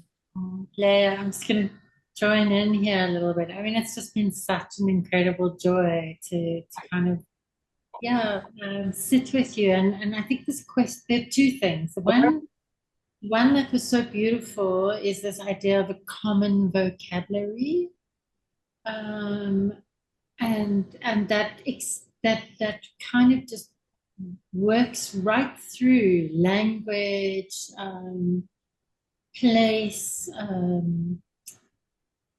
lineages, practices. Yeah, so this common language I thought was maybe something we could hold on to. You know, it's beyond language, but it is a language. So I thought that was really beautiful. And then the other thing is this questioning of time.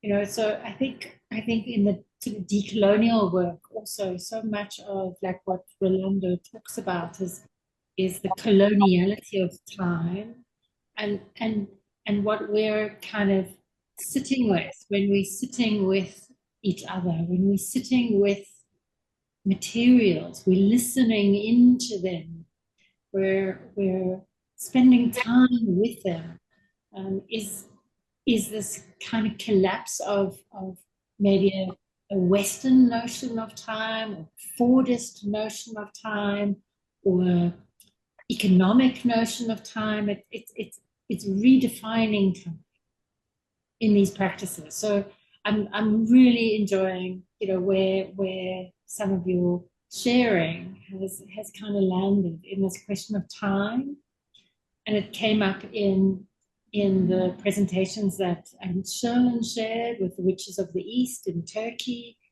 It came up with some of the work that Chapkumboya shared in Ghana. It came up in some of the work, I mean, in Kenya. It came up with some of the work that B shared in Ghana. You know, so there's this, you know, some kind of like disruption of time. So some beautiful, beautiful moments, really, really. And I'm saying that knowing that we're kind of also running out of time.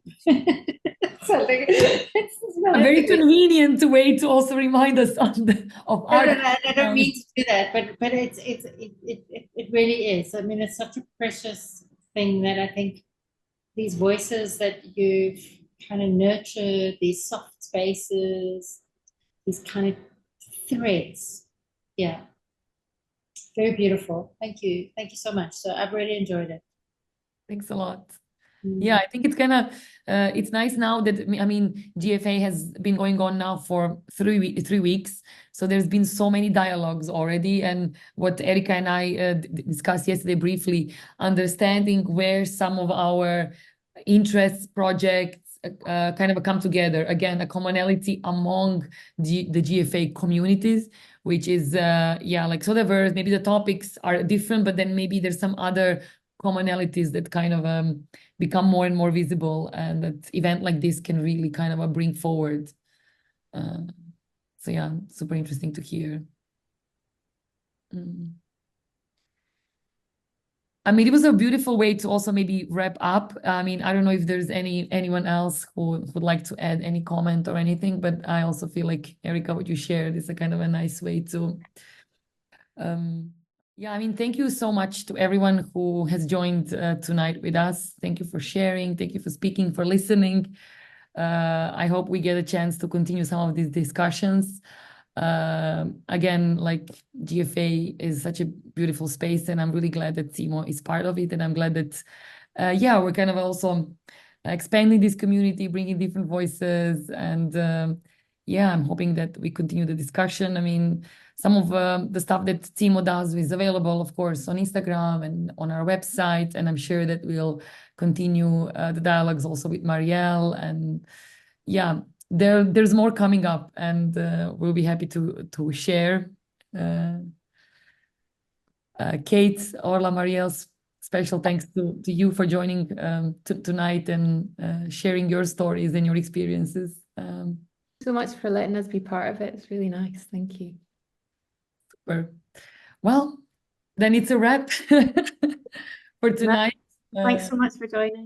Yes, thanks everyone, and have a good night. Thank you. Night.